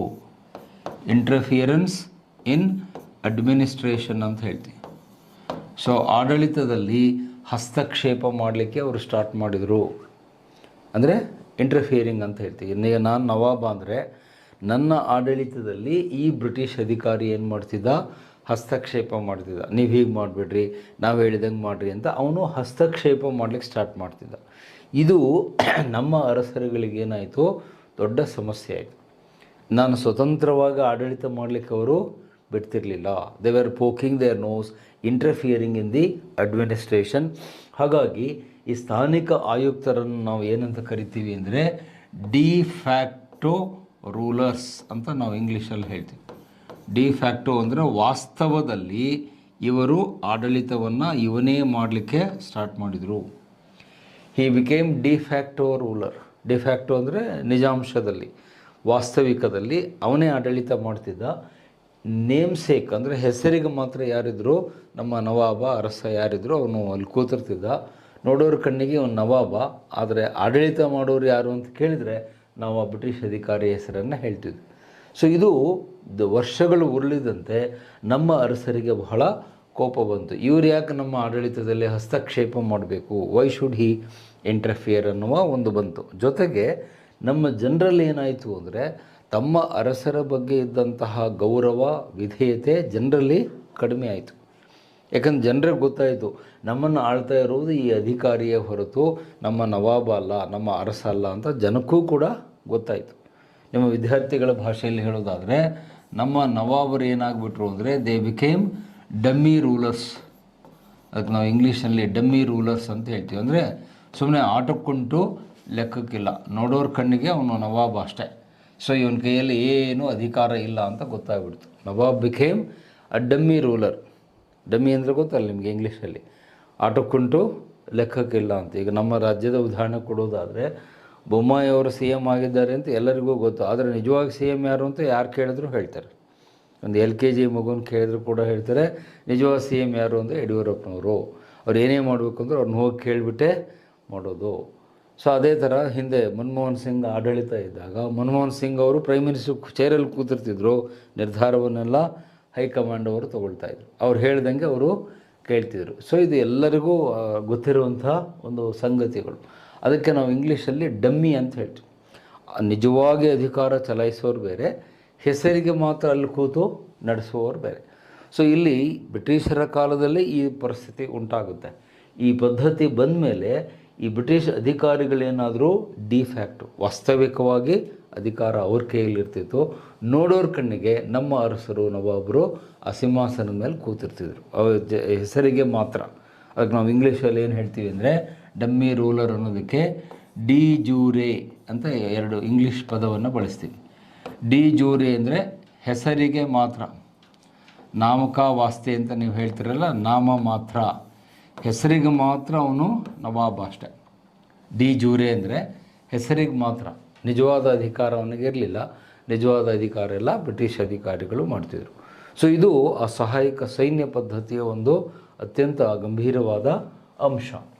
ಇನ್ನು ಕೊನೆಯಲ್ಲಿ ಅದರಲ್ಲಿ ಬರುವಂಥ ಇನ್ನೊಂದು ಸಂಗತಿ ನೀವು ನೋಟ್ ಮಾಡಬೇಕು. ಯಾರು ಈ ಒಪ್ಪಂದಕ್ಕೆ ಸಹಿ ಹಾಕಿದ್ರೋ ಅವರು ಯುದ್ಧ ಅಥವಾ ಶಾಂತಿ ಒಪ್ಪಂದವನ್ನು ಮಾಡಿಕೊಳ್ಳುವಂತಿಲ್ಲ. ಯುದ್ಧ ಅಥವಾ ಶಾಂತಿ ಒಪ್ಪಂದವನ್ನು ತಾವಾಗಿಯೇ ಮಾಡಿಕೊಳ್ಳುವಂತಿಲ್ಲ, ಇಂಡಿಪೆಂಡೆಂಟಾಗಿ ಮಾಡುವಂತಿಲ್ಲ, ಒಪ್ಪಂದ ಮಾಡಬಾರದು. ನೀವು ಏನೇ ಮಾಡಬೇಕು ಅಂತ ಹೇಳಿದ್ರು ಗವರ್ನರ್ ಜನರಲನ್ನು ಕೇಳಿಯೇ ಮಾಡಬೇಕು. You have to ask the governor general. ಅದರ ಅರ್ಥ ಏನು? ಅದು ನಮ್ಮ ಆಡು ಭಾಷೆಯಲ್ಲಿ ಏನು ಹೇಳ್ತೀವಿ, ನಿಮ್ಮ ವಿದೇಶ ನೀತಿ ಇನ್ನು ಮೇಲೆ ಯಾರ ಕೈಯಲ್ಲಿ ಬರುತ್ತೆ ಅಂತ ಹೇಳಿದರೆ ಗವರ್ನರ್ ಜನರಲ್ ಕೈಯಲ್ಲಿ ಬರುತ್ತೆ. ವಿದೇಶ ನೀತಿಯಲ್ಲಿ ನಿಮಗೆ ಅಧಿಕಾರ ಇಲ್ಲ. ನೀವು ಯಾವುದೇ ಡಿಸಿಷನನ್ನು ತೆಗೆದುಕೊಳ್ಳುವಂತಿಲ್ಲ. ನೀವು ಯಾರ ಜೊತೆಗಾದರೂ ಯುದ್ಧ ಮಾಡಬೇಕು ಅಂತ ಹೇಳಿದರೆ ನೀವು ಗವರ್ನರ್ ಜನರಲನ್ನು ಕೇಳಬೇಕು. ಯಾರ ಜೊತೆಗಾದರೂ ಶಾಂತಿ ಒಪ್ಪಂದ ಮಾಡ್ಕೋಬೇಕು, ಪೀಸ್ ಟ್ರೀಟಿ ಮಾಡಬೇಕು ಅಂದರೂ ಗವರ್ನರ್ ಜನರಲ್ ಕೇಳಬೇಕು. So you don't have independent foreign policy. ನಮ್ಮ ಅರಸರಿಗೆ ಇಂಡಿಪೆಂಡೆಂಟ್ ಆದಂಥ ಫಾರಿನ್ ಪಾಲಿಸಿ ಇನ್ನು ಮೇಲೆ ಕೈ ತಪ್ಪಿ ಹೋಯಿತು. ಗವರ್ನರ್ ಜನರಲ್ ಏನು ಹೇಳ್ತಾರೋ ಅವ್ರು ಹೇಳ್ದಂಗೆ ಮಾಡಬೇಕು. ಅಂದರೆ ಆ ಸ್ವಾತಂತ್ರ್ಯವನ್ನು ನಮ್ಮ ಅರಸರು ಕಳ್ಕೊಂಡು ಭಾರತೀಯ ಅರಸರು ಈಸ್ಟ್ ಇಂಡಿಯಾ ಕಂಪನಿಯ ಕೈಗೊಂಬೆಗಳು. ನೋಡಿ, ಈ ಶಬ್ದ ನೆನ್ಪಿಟ್ಕೊಳ್ಳಿ. ನಮ್ಮ ಅರಸರು ಏನಾಗ್ಬಿಟ್ರು ಅಂದರೆ ಈ ಪದ್ಧತಿಯ ಅಡಿಯಲ್ಲಿ ಬ್ರಿಟಿಷರ ಅಥವಾ ಈಸ್ಟ್ ಇಂಡಿಯಾ ಕಂಪನಿಯ ಕೈಗೊಂಬೆಗಳು ಅಂತ ಹೇಳ್ತಾರೆ. ಬ್ರಿಟಿಷರ ಕೈಗೊಂಬೆ. ಅವ್ರು ಹೆಂಗೆ ಹೇಳ್ತಾರೆ ಹಂಗೆ ಕೇಳಬೇಕಷ್ಟೆ. ನಮ್ಮ ಅರಸರ ಪರಿಸ್ಥಿತಿ ಏನಾಯಿತು ಅಂದರೆ ಬ್ರಿಟಿಷರ ಕೈಗೊಂಬೆ. ನಿಮ್ಗೆ ಗೊತ್ತಲ್ಲ ಕೈಗೊಂಬೆ ಅಂದರೆ ನೀವು ಹೆಂಗೆ ಹೇಳ್ತೀರೋ ಆ ಥರ ಕೇಳುವಂಥದ್ದು. ತಮ್ಮ ಅಧಿಕಾರ, ಅಂತಸ್ತು ಎಲ್ಲವನ್ನೂ ಕಳೆದುಕೊಂಡು ಬ್ರಿಟಿಷರು ಹೇಳಿದಂತೆ ಕೇಳುವಂತಹ ಒಂದು ಪರಿಸ್ಥಿತಿ, ಅವರ ಒಂದು ಪರಾಧೀನವಾಗಿ ಸಬಾರ್ಡಿನೇಟ್ ಆಗಿ ಅವ್ರು ಹೇಳಿದಂತೆ ಕೇಳುವಂಥ ಸ್ಥಿತಿ ಬಂತು. ಈಗ ಆ ಒಂದು ಪದ್ಧತಿಯ ಕರಾರುಗಳನ್ನ ತಿಳ್ಕೊಂಡ್ಮೇಲೆ ಇಷ್ಟೆಲ್ಲ ಇದ್ದರೂ ಕೂಡ ನಮ್ಮ ಅರಸರು ಯಾಕೆ ಅದಕ್ಕೆ ಸೇರಿಕೊಂಡ್ರು ಅಂದರೆ, ನಾನಾಗಲೇ ಆರಂಭದಲ್ಲಿ ಹೇಳಿದೆ, ನಮ್ಮ ಅರಸರಲ್ಲಿ ಇದ್ದಂತಹ ಅಭದ್ರತೆ, ಇನ್ಸೆಕ್ಯೂರಿಟಿ, ಎಲ್ಲಿ ಯುದ್ಧ ಆಗುತ್ತೋ, ಎಲ್ಲಿ ನಮ್ಮನ್ನು ಸೋಲಿಸ್ತಾರೋ ಅಂತ. ಅದಕ್ಕೊಂದು ಟಿಪಿಕಲ್ ಎಕ್ಸಾಂಪಲನ್ನು ನಿಮಗೆ ಕೊಡೋದಾದರೆ, ಈ ಸಹಾಯಕ ಸೈನಿಕ ಪದ್ಧತಿಗೆ ಮೊಟ್ಟ ಮೊದಲು ಸೈನ್ ಹಾಕಿದವರು ಯಾರು? ಮೊದಲಿಗೆ ಇದಕ್ಕೆ ಒಪ್ಪಿ ಸಹಿ ಹಾಕಿದಂತಹ ಮಹಾನುಭಾವರು ಯಾರು ಅಂತ ನಿಮಗೆ ಎಕ್ಸಾಮ್ನಲ್ಲಿ ಕೇಳ್ತಾರೆ. ಅದಕ್ಕೆ ಆನ್ಸರ್ ಯಾವುದು ಅಂದರೆ ದ ನಿಜಾಮ್ ಆಫ್ ಹೈದರಾಬಾದ್. ಹೈದರಾಬಾದದ ನಿಜಾಮ, the Nizam of Hyderabad. First ಈ ಒಪ್ಪಂದಕ್ಕೆ ಸಹಿ ಹಾಕಿದ್ದು ಇವನೇ. ಮತ್ತು ಅವನ ಹೆಸರು ಕೂಡ ನೆನ್ಪಿಟ್ಕೊಳ್ಳಿ. ನಿಜಾಮ್ ಆಫ್ ಹೈದರಾಬಾದ್ ಯಾರು ಅಂತ ಕೇಳ್ತಾನೆ, ಅವನ ಹೆಸರು ನೆನ್ಪಿಟ್ಕೊಳ್ರಿ, ಯೂಸುಫ್ ಅಲಿ ಶಾ. ಯೂಸುಫ್ ಅಲಿ ಶಾ. ಯೂಸುಫ್ ಅಲಿ ಶಾ ಅಂತ ಅವನ ಹೆಸರು. ಅವನು 1798ರಲ್ಲಿ, ಅಂದರೆ ಆ ಮೊದಲನೇ ವರ್ಷನೇ, ಅದು ಜಾರಿಗೆ ಬಂದ ಮೊದಲನೇ ವರ್ಷದಲ್ಲಿನೇ ಈ ಒಪ್ಪಂದಕ್ಕೆ ಅವನು ಸಹಿ ಹಾಕ್ತಾನೆ. ಸೊ ಇಲ್ಲಿ ನಿಮಗೆ ಎಕ್ಸಾಮ್ನಲ್ಲಿ ಪ್ರಶ್ನೆ ಕೇಳ್ತಾರೆ, ಯಾಕೆ ಇಷ್ಟೊಂದು ಆತುರ? ಹೈದರಾಬಾದ್ ನಿಜಾಮ ಯಾಕಿಷ್ಟು ಅವಸರವಾಗಿ ಆತುರದಿಂದ ಇದಕ್ಕೆ ಸೈನ್ ಮಾಡಿದ ಅಂದರೆ ಅದಕ್ಕೆ ಕಾರಣ ಇದೆ. ಅವನಿಗೆ 4 ದಿಕ್ಕಿನಲ್ಲಿ ಶತ್ರುಗಳಿದ್ದರು. ಇದು ಸಪೋಸ್ ಹೈದರಾಬಾದ್ ಅಂತ ತಿಳ್ಕೊಳ್ಳಿ, ಇದು ಹೈದರಾಬಾದ್ ಪ್ರಾಂತ್ಯ ಅಂತ ನೀವು ನೋಟ್ ಮಾಡಿಕೊಂಡ್ರೆ, ಅವನಿಗೆ ಉತ್ತರದಲ್ಲಿ ಮೊಘಲರ ಭಯ ಇತ್ತು. ಅವಾಗಿನ್ನೂ ಮೊಘಲರು ದೇಶವನ್ನು ಆಳ್ತಾಯಿದ್ರು. ಉತ್ತರದಲ್ಲಿ ಮೊಘಲರಿಂದ ದಾಳಿ ಆಗುತ್ತೆ, ನಮ್ಮ ಮೇಲೆ ಅಟ್ಯಾಕ್ ಆಗುತ್ತೆ ಅನ್ನುವ ಭಯ ಹೈದರಾಬಾದದ ನಿಜಾಮನಿಗಿತ್ತು. Mughals were very strong in the north. ಅವ್ರ ಭಯ ಅವನಿಗಿತ್ತು ನಾರ್ತಲ್ಲಿ. ಇನ್ನು ಪೂರ್ವಕ್ಕೆ ಬಂದರೆ, ಈಸ್ಟರ್ನ್ ಡೈರೆಕ್ಷನ್ನಲ್ಲಿ ಬಂದರೆ, ಇಲ್ಲಿ ಯಾರ ಭಯ ಇತ್ತು ಅಂದರೆ ಒರಿಸ್ಸಾದಲ್ಲಿ ಒಂದು ರಾಜಮನೆತನ ಇತ್ತು. ಅವ್ರನ್ನೇನಂತ ಕರಿತೀವಿ? ಗಜಪತೀಸ್ ಅಂತ ಕರಿತೀವಿ. ಇವೆಲ್ಲ ನೀವು ಹೈಸ್ಕೂಲ್ನಲ್ಲಿ ಓದಿರ್ತೀರಿ. ಒರಿಸ್ಸಾದಲ್ಲಿ ಗಜಪತಿಗಳು ಅಂತ ಒಂದು ರಾಜಮನೆತನ ಇತ್ತು.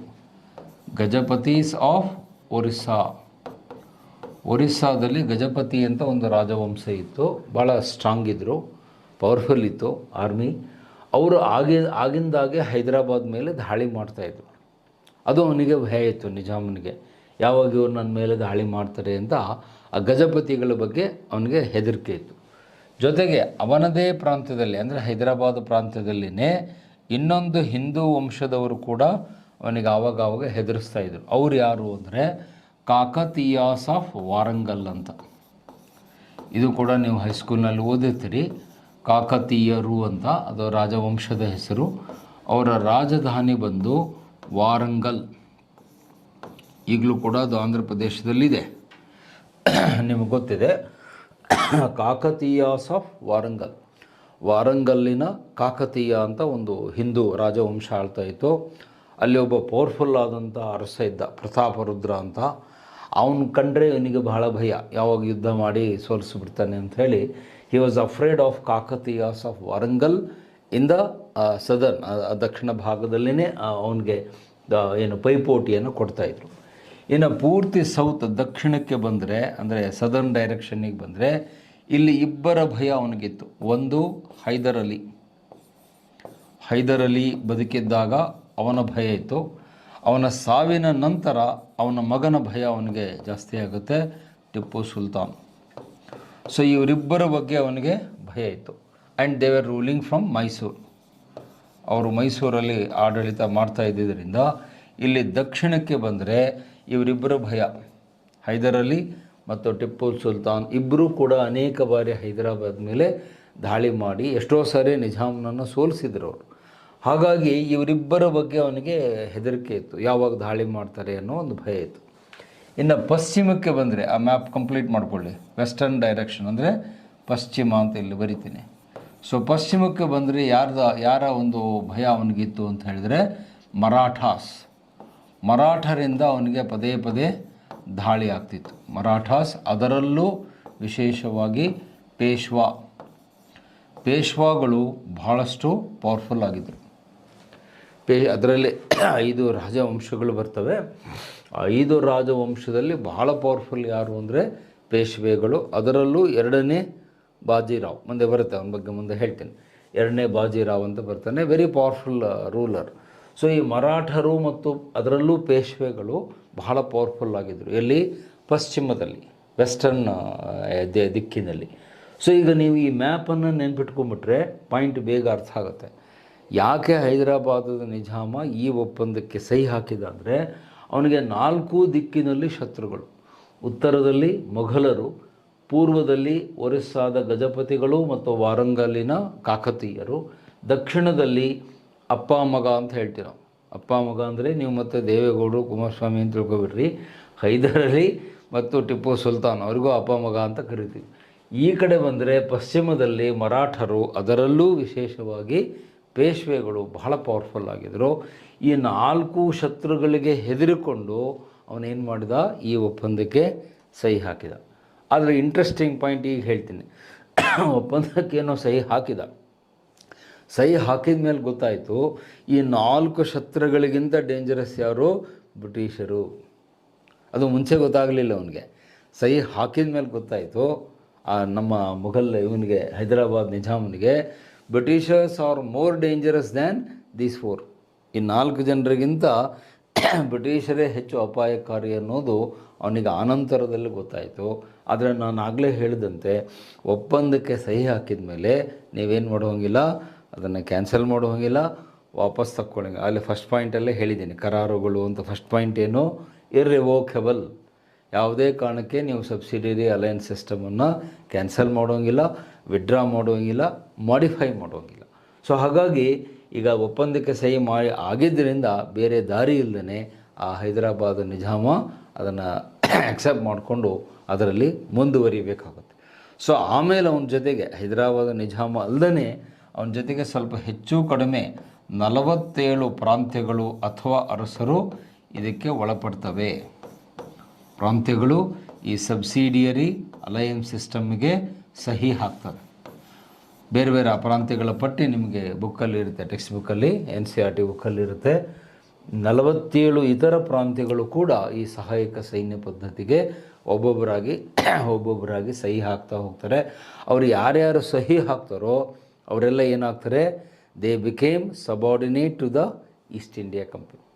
ಈಸ್ಟ್ ಇಂಡಿಯಾ ಕಂಪನಿಗೆ ಅಧೀನರಾಗಿ ಆ ಕಂಪನಿ ಸರ್ಕಾರ ಏನು ಹೇಳುತ್ತೋ, ಗವರ್ನರ್ ಜನರಲ್ ಏನು ಹೇಳ್ತಾರೋ ಅವರ ಕೈಗೊಂಬೆಯಾಗಿ ಅವರು ಹೇಳಿದಂತೆ ಕೇಳುವ ಪರಿಸ್ಥಿತಿಗೆ ಬರುತ್ತೆ. ಸೊ ಒಟ್ಟಿನಲ್ಲಿ ಅದನ್ನು ಸಮರೈಸ್ ಮಾಡಿ ನಿಮ್ಗೆ ಹೇಳೋದಾದರೆ ಸಹಾಯಕ ಸೈನಿಕ ಪದ್ಧತಿ ಅನ್ನುವಂಥದ್ದು, ಅದನ್ನು ಈಗ ಸ್ವಲ್ಪ ಖಾರವಾದ ಪದದಲ್ಲಿ ಬಳಸಿ ಹೇಳ್ತೀನಿ, ಇದು ಒಂದು ಥರ ಮಿಲಿಟರಿ ಗುಲಾಮಗಿರಿ ಅಂತ ನಾವು ಹೇಳ್ತೀವಿ. ಗುಲಾಮಗಿರಿಯಲ್ಲಿ ಬೇರೆ ಬೇರೆ ಪ್ರಕಾರಗಳಿವೆ. ಇದು ಒಂಥರ ಮಿಲಿಟರಿ ಗುಲಾಮಗಿರಿ ಇದ್ದಂತೆ. ಸೈನಿಕ ವಿಷಯದಲ್ಲಿ ಇದೊಂಥರ ಗುಲಾಮರಂತೆ. ಅವ್ರು ಹೇಳಿದಂಗೆ ನೀವು ಕೇಳಬೇಕು, ನಿಮಗೆ ಯಾವುದೇ ಸ್ವಾತಂತ್ರ್ಯ ಇಲ್ಲ. ಆದರೆ ನೀವು ಒಂದು ಕ್ಷಣ ಇಲ್ಲಿ ಗಮನ ಕೊಟ್ಟು ಯೋಚನೆ ಮಾಡಿದರೆ, ನೀವು ಯೋಚನೆ ಮಾಡ್ತಾರೆ ಇಲ್ಲ ಗೊತ್ತಿಲ್ಲ, ನಮ್ಮ ಈ ಎಲ್ಲ ಅರಸರುಗಳು ಒಗ್ಗಟ್ಟಾಗಿದ್ದರೆ ನಾವು ಬ್ರಿಟಿಷರನ್ನು ಎಂದೋ ಈ ದೇಶದಿಂದ ಓಡಿಸಬಹುದಾಗಿತ್ತು. ಬಹುಶಃ ಇದೇ ವರ್ಷ 1798ಕ್ಕೇ ಓಡಿಸ್ಬೋದಾಗಿತ್ತು. ಆವಾಗ ನಿಮ್ಮ ಸಿಲೆಬಸ್ಸು ಇವತ್ತೇ ಮುಗಿದು ಹೋಗ್ಬಿಡ್ತಿತ್ತು. 7 ಗಂಟೆಗೆ ಸಿಲೆಬಸ್ ಮುಗಿಸಿ ನಾನು ಮನೆಗೆ ಹೋಗ್ಬಿಡ್ತಿದ್ದೆ. ಆದರೆ ಅಷ್ಟು ಸುಲಭವಾಗಿ ಮುಗಿಯಲ್ಲದು. ಇನ್ನೂ ನಾವು 1947ವರೆಗೂ ಚರ್ಚೆ ಮಾಡಬೇಕು. ಯಾಕೆ? ನಮ್ಮ ಅರಸರಲ್ಲಿ ಇದ್ದಂತಹ ಅನೈಕ್ಯತೆ, ಇದು ನಾನು ಫಸ್ಟು ಲೆಕ್ಚರ್ ಸ್ಟಾರ್ಟ್ ಮಾಡಿದಾಗಿಂದನೂ ಹೇಳ್ತಿದ್ದೀನಿ. ಭಾರತೀಯ ಅರಸರಲ್ಲಿ ಇದ್ದ ಅನೈಕ್ಯತೆ, ನಮ್ಮ ಅರಸರಲ್ಲಿ ಒಗ್ಗಟ್ಟಿರಲಿಲ್ಲ. ಈ ಅನೈಕ್ಯತೆ ಏನಿದೆ, this is very very dangerous point. ನಮ್ಮಲ್ಲಿ ಒಗ್ಗಟ್ಟಿರಲಿಲ್ಲ. ಭಾರತೀಯರಲ್ಲಿ, ಇಂಡಿಯನ್ ರೂಲರ್ಸಲ್ಲಿ, ಪ್ರಿನ್ಸಸ್ ಆರ್ ರೂಲರ್ಸ್ ಅಂತ ಹೇಳ್ತೀವಿ, they did not have unity. ಅವ್ರು ತಾವೇ ಜಗಳಾಡ್ತಾಯಿದ್ರು, ತಾವೇ ಕಚ್ಚಾಡ್ತಾಯಿದ್ರು. ಇವರ ಅನೈಕ್ಯತೆಯನ್ನೇ ವೆಲ್ಲೆಸ್ಲಿ ಏನು ಮಾಡ್ತಾನೆ, ಗುಲಾಮಗಿರಿಯಾಗಿ ಪರಿವರ್ತನೆ ಮಾಡ್ತಾನೆ. ಅವರ ಡಿಸ್ಯುನಿಟಿ ಬಿಕೇಮ್ ದ ಸ್ಲೇವರಿ ಅಂದರೆ ಗುಲಾಮಗಿರಿ, military slavery under the subsidiary alliance system. ಇದು ಇತಿಹಾಸ ನಮಗೆ ಕಲಿಸಿಕೊಡುವಂಥ ಒಂದು ಕಹಿ ಪಾಠ. ಸಿಹಿ ಪಾಠ ಅಲ್ಲ, ಇದು ಕಹಿ ಪಾಠ ಅಂತೇಳಿ. ಪಾಠದಲ್ಲಿ 2 ಪ್ರಕಾರ, ಸ್ವೀಟ್ ಬೇರೆ, ಕಹಿ ಬೇರೆ. ನೀವು ಒಳ್ಳೆಯ ಪಾಠ ಕಲ್ತ್ಕೊಂಡ್ರೆ ಅದು ರಿಸಲ್ಟ್ ಈಸ್ ಗುಡ್. ಇದು ಕಹಿ ಪಾಠ. ಇನ್ನಾದರೂ ನಾವು ಎಚ್ಚೆತ್ತುಕೊಳ್ಳಿಲ್ಲ ಅಂದರೆ ಮತ್ತು ಮುಂದಿನ ವರ್ಷಗಳಲ್ಲಿ, ದಿನಗಳಲ್ಲಿ ಈ ದೇಶಕ್ಕೆ ಮತ್ತೆ ಯಾರೋ ಬ್ರಿಟಿಷರಂಥವರು ಬರಬಹುದು. ಮತ್ತೆ ನಮ್ಮ ದೇಶ ಗುಲಾಮಗಿರಿಗೆ ವಾಪಸ್ ಹೋಗ್ಬೋದು. ಹೋಗಲ್ಲ ಅಂತ ತಿಳ್ಕೊಬೇಡಿ. ಇತಿಹಾಸ ಯಾವಾಗಲೂ ಚಕ್ರ ತಿರುಗ್ತಾ ಇರ್ತದೆ. ಹಿಸ್ಟ್ರಿ ರಿಪೀಟ್ಸ್ ಇಟ್ ಸೆಲ್ಫ್ ಅಂತ ನಮ್ಮ ಸರ್ ಹೇಳ್ತಿದ್ರು. ಅಂದರೆ ನನಗೆ ಕಲಿಸಿದ ಮೇಷ್ಟ್ರು, ಇತಿಹಾಸ ಪುನರಾವರ್ತನೆ ಆಗುತ್ತೆ. ಆದರೆ ಅದಕ್ಕೊಂದು ಅಮೆಂಡ್ಮೆಂಟ್ ಮಾಡಿದ್ದೀನಿ ನಾನು. ಏನು? ನೀವು ಇತಿಹಾಸದಿಂದ ಪಾಠ ಕಲಿತ್ರೆ ಅದು ತಿರುಗಲ್ಲ, ಚಕ್ರ ಸ್ಟಾಪ್ ಆಗುತ್ತೆ. ನೀವೇನೋ ಪಾಠ ಕಲಿಯಿಲ್ಲ ಅಂದರೆ ಮತ್ತೆ ಇದೇ ಬೆಳವಣಿಗೆಗಳು ರಿಪೀಟ್ ಆವಾಗ ಬಹುಶಃ ರಾಬರ್ಟ್ ಕ್ಲೈವ್ ಬದಲು ಇನ್ನೊಬ್ರು ಯಾರೋ ಬರ್ಬೋದು, ಇಂಗ್ಲೆಂಡಿನ ಬದಲು ಅಮೇರಿಕಾದವ್ರು ಬಂದು ಕೂತ್ಕೋಬೋದು. ಯಾರು ಬರ್ತಾರೆ ಈಗಲೇ ಹೇಳೋಕ್ಕಾಗಲ್ಲ. ಸೊ ನೀವು ವಿದ್ಯಾರ್ಥಿಗಳಾಗಿ ಮತ್ತು ಮುಂದೆ KS ಅಧಿಕಾರಿಗಳಾಗ್ತೀರಿ. ನೀವು ನೆನಪಿಡಬೇಕಾದ ಪಾಠ ಏನು ಅಂದರೆ, ಈ ಅನೈಕ್ಯತೆ ನಮ್ಮ ಅತಿ ದೊಡ್ಡ ಶತ್ರು. ಡಿಸ್ಯುನಿಟಿ ಏನಿದೆ, ಇದು ನಮ್ಮ ದೊಡ್ಡ ಶತ್ರು. ಬ್ರಿಟಿಷರು ನಮ್ಮ ಶತ್ರುಗಳಲ್ಲ, ಪಾಕಿಸ್ತಾನ ಶತ್ರು ಅಲ್ಲ, ಚೀನಾ ಶತ್ರು ಅಲ್ಲ. ನಮಗೆ ಶತ್ರು ಯಾರು ಅಂದರೆ ನಮ್ಮಲ್ಲಿರುವ ಅನೈಕ್ಯತೆ. ನೀವು ಈ ಅನೈಕ್ಯತೆಯನ್ನು ಬಿಟ್ಟು ನಮ್ಮ ಭಾರತೀಯ ಅರಸರುಗಳು ಅಥವಾ ಜನರು ನಾವು ಒಗ್ಗಟ್ಟಾದರೆ ಜಗತ್ತಿನಲ್ಲಿ ಯಾರೂ ನಿಮ್ಮನ್ನು ಟಚ್ ಮಾಡಲಿಕ್ಕಾಗಲ್ಲ. No one can defeat India if we are united. ಆದರೆ ನಮ್ಮಲ್ಲಿ ಇನ್ನೂ ಆ ಒಗ್ಗಟ್ಟಿನ ಭಾವನೆ ಜಾಗೃತ ಆಗಿಲ್ಲ. ನಾವು ಯಾವಾಗ ಒಗ್ಗಟ್ಟಾಗ್ತೀವಿ ಅಂದರೆ ಮ್ಯಾಚ್ ನಡಿಬೇಕು, ಇಂಡಿಯಾ ಪಾಕಿಸ್ತಾನ್ ಮ್ಯಾಚ್ ನಡಿಬೇಕು. 1 day cricket match, last ball, last over, last 1 run ಇದ್ದಾಗ ಆವಾಗ ನಮ್ಮ ಕೈಯಲ್ಲಿ ಏನು ಬರುತ್ತೆ, ಆ ಬಾವುಟ ಹಿಡ್ಕೊಂಡು ಮೇರಾ ಭಾರತ್ ಮಹಾನ್, ಕಮಾನ್ ಇಂಡಿಯಾ ಅಂತ. ಅವನೇನಾದರೂ ಆ 1 ರನ್ ಹೊಡೆದ ಅಂದರೆ ಭಾರತ ಉಳಿತು. ಅವನು ಹೊಡಿಲಿಲ್ಲ ಅಂದರೆ ಬಾವುಟನೂ ಅಲ್ಲೇ, ಎಲ್ಲ ಅಲ್ಲೇ ಎಸ್ದುಬಿಟ್ಟು ಸ್ಟೇಡಿಯಂನಲ್ಲಿ ಎದ್ದು ಬರ್ತೀವಿ. ಸೊ ಇದನ್ನು ನಾವು ರಾಷ್ಟ್ರಾಭಿಮಾನ ಅಂತ ಹೇಳಲ್ಲ. ನೀವು 1 ರನ್ನಿಗೋಸ್ಕರವಾಗಿ ಬಾವುಟ ತೊಗೊಳ್ಳೋದಲ್ಲ. ನಿಮ್ಮ ದೇಶಾಭಿಮಾನ ಹೆಂಗಿರಬೇಕು ಒಗ್ಗಟ್ಟು ಅಂದರೆ 24x365, 7 ಅಲ್ಲ, ನಾನು 7 ಅಂತ ಬರೆಯಲ್ಲ. 7 ಅಂದರೆ ಒಂದು ವಾರ ಅಂತ ಆಗುತ್ತೆ. 24x365, 365 ದಿವಸ 24 ಗಂಟೆ ನಿಮ್ಮ ಹೃದಯ ದೇಶಕ್ಕಾಗಿ, ಭಾರತಕ್ಕಾಗಿ ಅದು ಬಡಿತಾ ಇರಬೇಕು. Your heart should beat for India 365 days 24 hours. ಅದನ್ನು ನಾವು ದೇಶಭಕ್ತಿ, ರಾಷ್ಟ್ರಾಭಿಮಾನ, ರಾಷ್ಟ್ರೀಯತೆ ಅಂತ ಹೇಳ್ತೀವಿ. ಆವಾಗ ಮಾತ್ರ ನಮ್ಮ ದೇಶವನ್ನು ಬಲಿಷ್ಠಗೊಳಿಸಲಿಕ್ಕೆ ಸಾಧ್ಯ ಆಗುತ್ತೆ. ಆವಾಗ ಭಾರತ ಸಶಕ್ತ ಭಾರತ ಆಗುತ್ತೆ. ಇಲ್ಲೇ ಹೋದರೆ ಯಾರು ಬೇಕಾದರೂ ನಮ್ಮನ್ನು ಯಾವಾಗಲಾದರೂ ಸೋಲಿಸ್ಬೋದು. ಇದು ಇತಿಹಾಸ ನಮಗೆ ಕೊಡುವ ಒಂದು ಸಂದೇಶ. ಸೊ ಹೀಗಾಗಿ ಈ ಎಲ್ಲ ಕಾರಣಗಳನ್ನ ಇಟ್ಟುಕೊಂಡು ಅವನು ಸಹಾಯಕ ಸೈನಿಕ ಪದ್ಧತಿ ಸ್ಟಾರ್ಟ್ ಆಗುತ್ತೆ. ಹೈದರಾಬಾದ್ ನಿಜಾಮ್ ಅದಕ್ಕೆ ಸಹಿ ಹಾಕ್ತಾನೆ. ಮುಂದೆ 47 ಬೇರೆ ಬೇರೆ ಅರಸರು ಕೂಡ ಅದಕ್ಕೆ ಸೇರಿಕೊಳ್ತಾರೆ. ಸೊ ಇದು ಒಂದು ಭಾಗ. ಈಗ ಇವನ ಕಾಲದಲ್ಲಿ ನಡೆದಂಥ, ಈಗ ನೆಕ್ಸ್ಟ್ ಪಾಯಿಂಟಿಗೆ ಹೋಗ್ತೀನಿ. Will go to second point, 4th Anglo Mysore war. ಈಗ ಇದರ ಬಗ್ಗೆ ವಿವರಣೆ ಕೊಡ್ತೇನೆ. 4ನೇ ಆಂಗ್ಲೋ ಮೈಸೂರು ಯುದ್ಧ. ಈಗ ಇಲ್ಲಿ ನೆಕ್ಸ್ಟ್ ಈ ಪೇಜಲ್ಲಿ ಬರಿತೀನಿ. ನೆಕ್ಸ್ಟ್ ಪೇಜ್ ಹೋಗೋಕ್ಕಾಗತ್ತಾ? ಓಕೆ. ಸೊ ಇಲ್ಲಿ ನೋಡಿ ಅದರ ವಿವರಗಳನ್ನು ಇಲ್ಲಿ ಬರಿತೀನಿ. 4th ಆಂಗ್ಲೋ ಮೈಸೂರು ವಾರ್ ಈಗ ಇವನ ಕಾಲದಲ್ಲಿ ನಡೆದ ದೊಡ್ಡ ಘಟನೆ. 4ನೇ ಆಂಗ್ಲೋ ಮೈಸೂರು ಯುದ್ಧ ಅಂತ ಹೇಳ್ತೀವಿ. 1799 ಯುದ್ಧ ನಡೆದಿದ್ದು 1799. And it is the last one, ಕೊನೆಯ ಯುದ್ಧ ಇದು. ಇದಾದಮೇಲೆ ಮತ್ತಿನ್ನು ಯಾವ ಯುದ್ಧಗಳು ಆಗಲ್ಲ, ಇದೇ ಕೊನೆಯ ಯುದ್ಧ ಅಂತ ಹೇಳ್ತೀವಿ.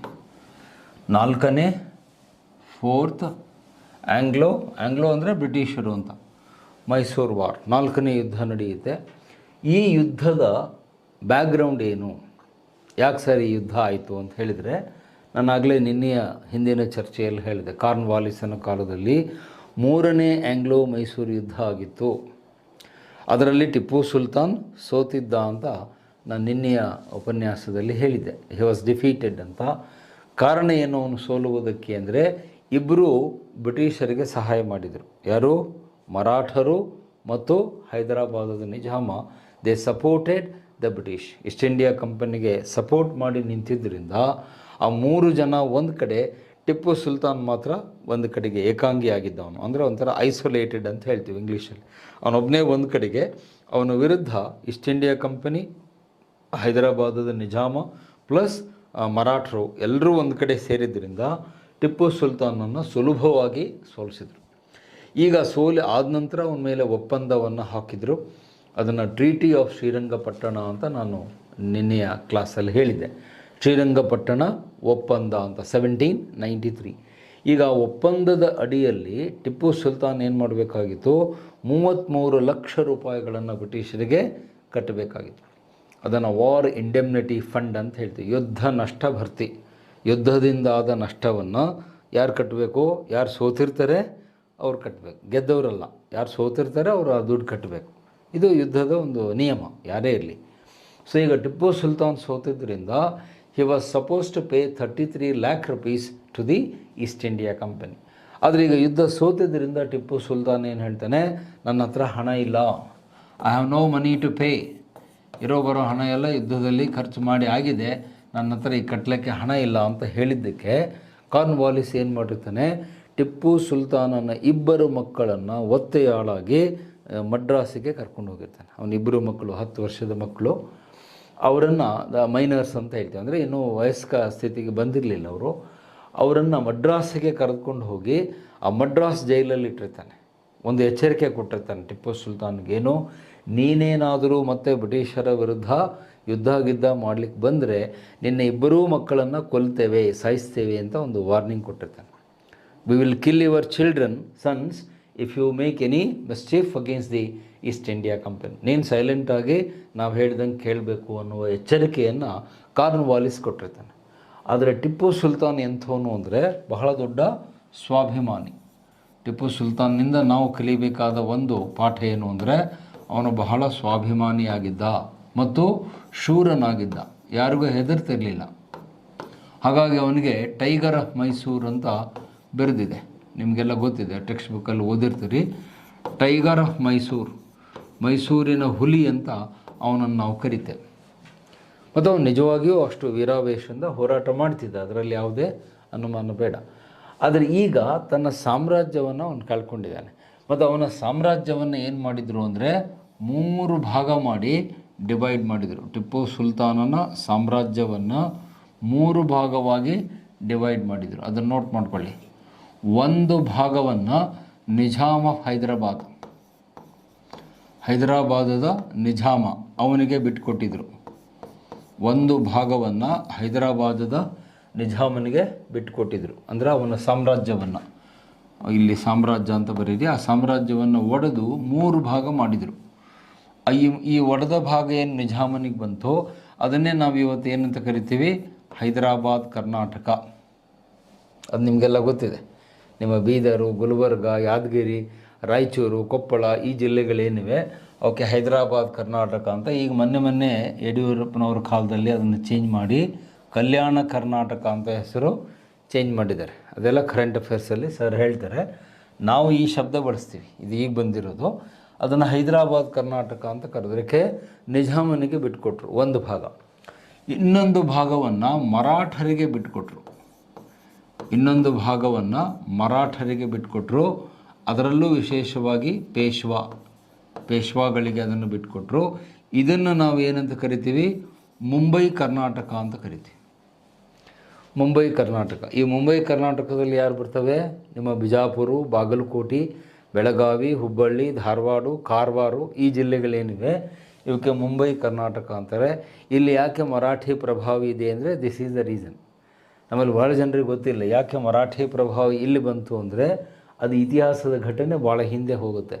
ಆವಾಗಿಂದ ಇದನ್ನು ಮರಾಠಿಗೆ ಬಿಟ್ಕೊಟ್ಟಿದ್ದರಿಂದ ಇದಕ್ಕೆ ಮುಂಬೈ ಕರ್ನಾಟಕ ಅಂತ ಈಗ ನಮ್ಮ ಬೊಮ್ಮಾಯಿ ಸರ್ಕಾರ ಬಂದ ಮೇಲೆ ಮತ್ತೆ ಅದನ್ನು ಚೇಂಜ್ ಮಾಡಿ ಕಿತ್ತೂರು ಕರ್ನಾಟಕ ಅಂತ ಹೆಸರು ಚೇಂಜ್ ಮಾಡಲಿಕ್ಕೆ ಕೊಟ್ಟಿದ್ದಾರೆ. ಅದು ಇನ್ನೂ ಏನು ಮಾಡ್ತಾರೋ ಗೊತ್ತಿಲ್ಲ, ಈಗ ಅದ್ರ ಬಗ್ಗೆ ಚರ್ಚೆ ಬೇಡ.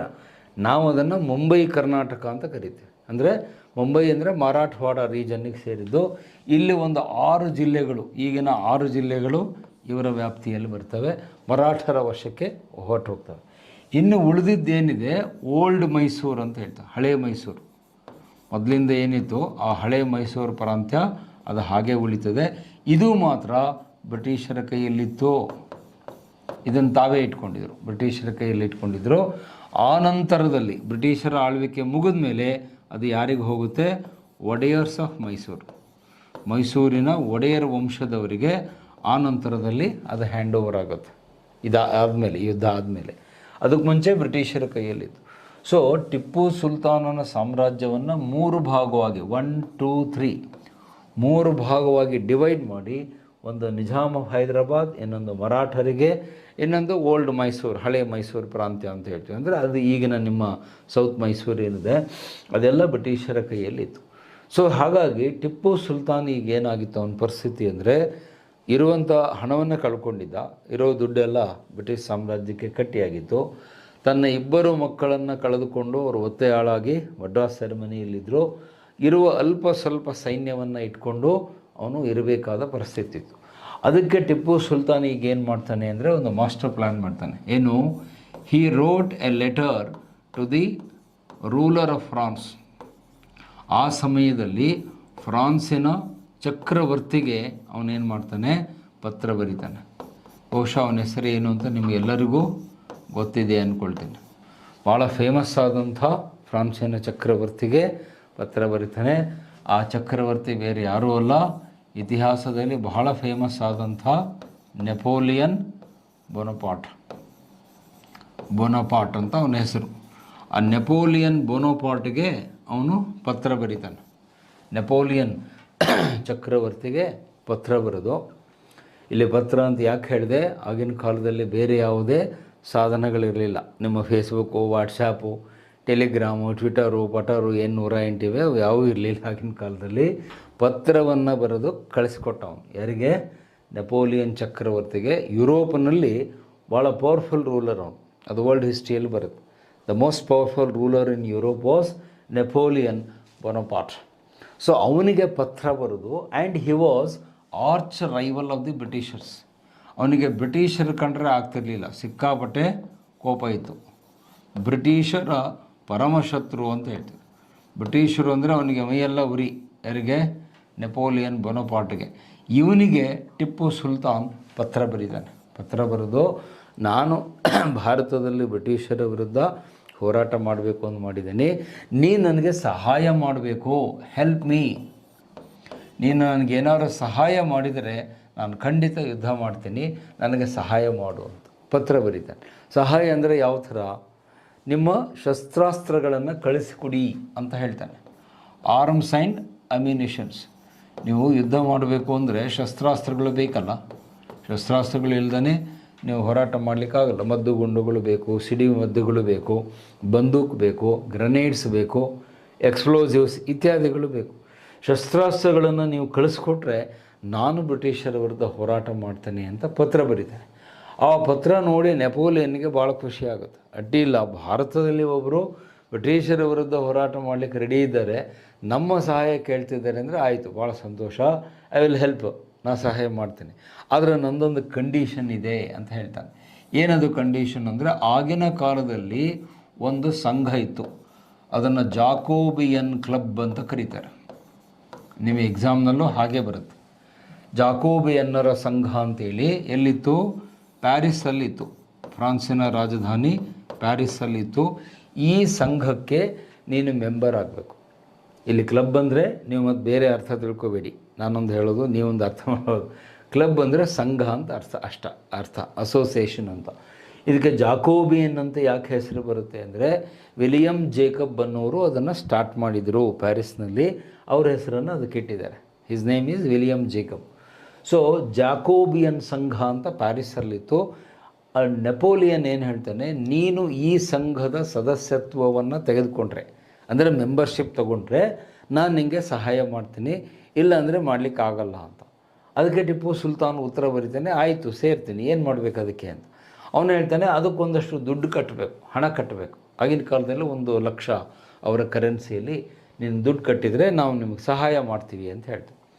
ಅದಕ್ಕೆ ಟಿಪ್ಪು ಸುಲ್ತಾನ್ ಎಂಥ ಉತ್ತರ ಕೊಡ್ತಾನೆ ಅಂದರೆ, ನನ್ನ ಹತ್ರ ಏನೂ ಹಣ ಇಲ್ಲ ಅಂತ ಹೇಳ್ತಾನೆ. ಇರೋ ಬರೋ ಹಣ ಎಲ್ಲ ಬ್ರಿಟಿಷರಿಗೆ ಕೊಟ್ಟಾಗಿದೆ, so I am empty handed, ನನ್ನ ಕೈಗಳು ಖಾಲಿಯಾಗಿವೆ. ಆದರೆ ಒಂದು ಮಾತು ಟಿಪ್ಪು ಸುಲ್ತಾನ್ ಹೇಳಿದ್ದು ನೆಪೋಲಿಯನ್ಗೆ ಖುಷಿ ಆಗುತ್ತೆ. ಏನು?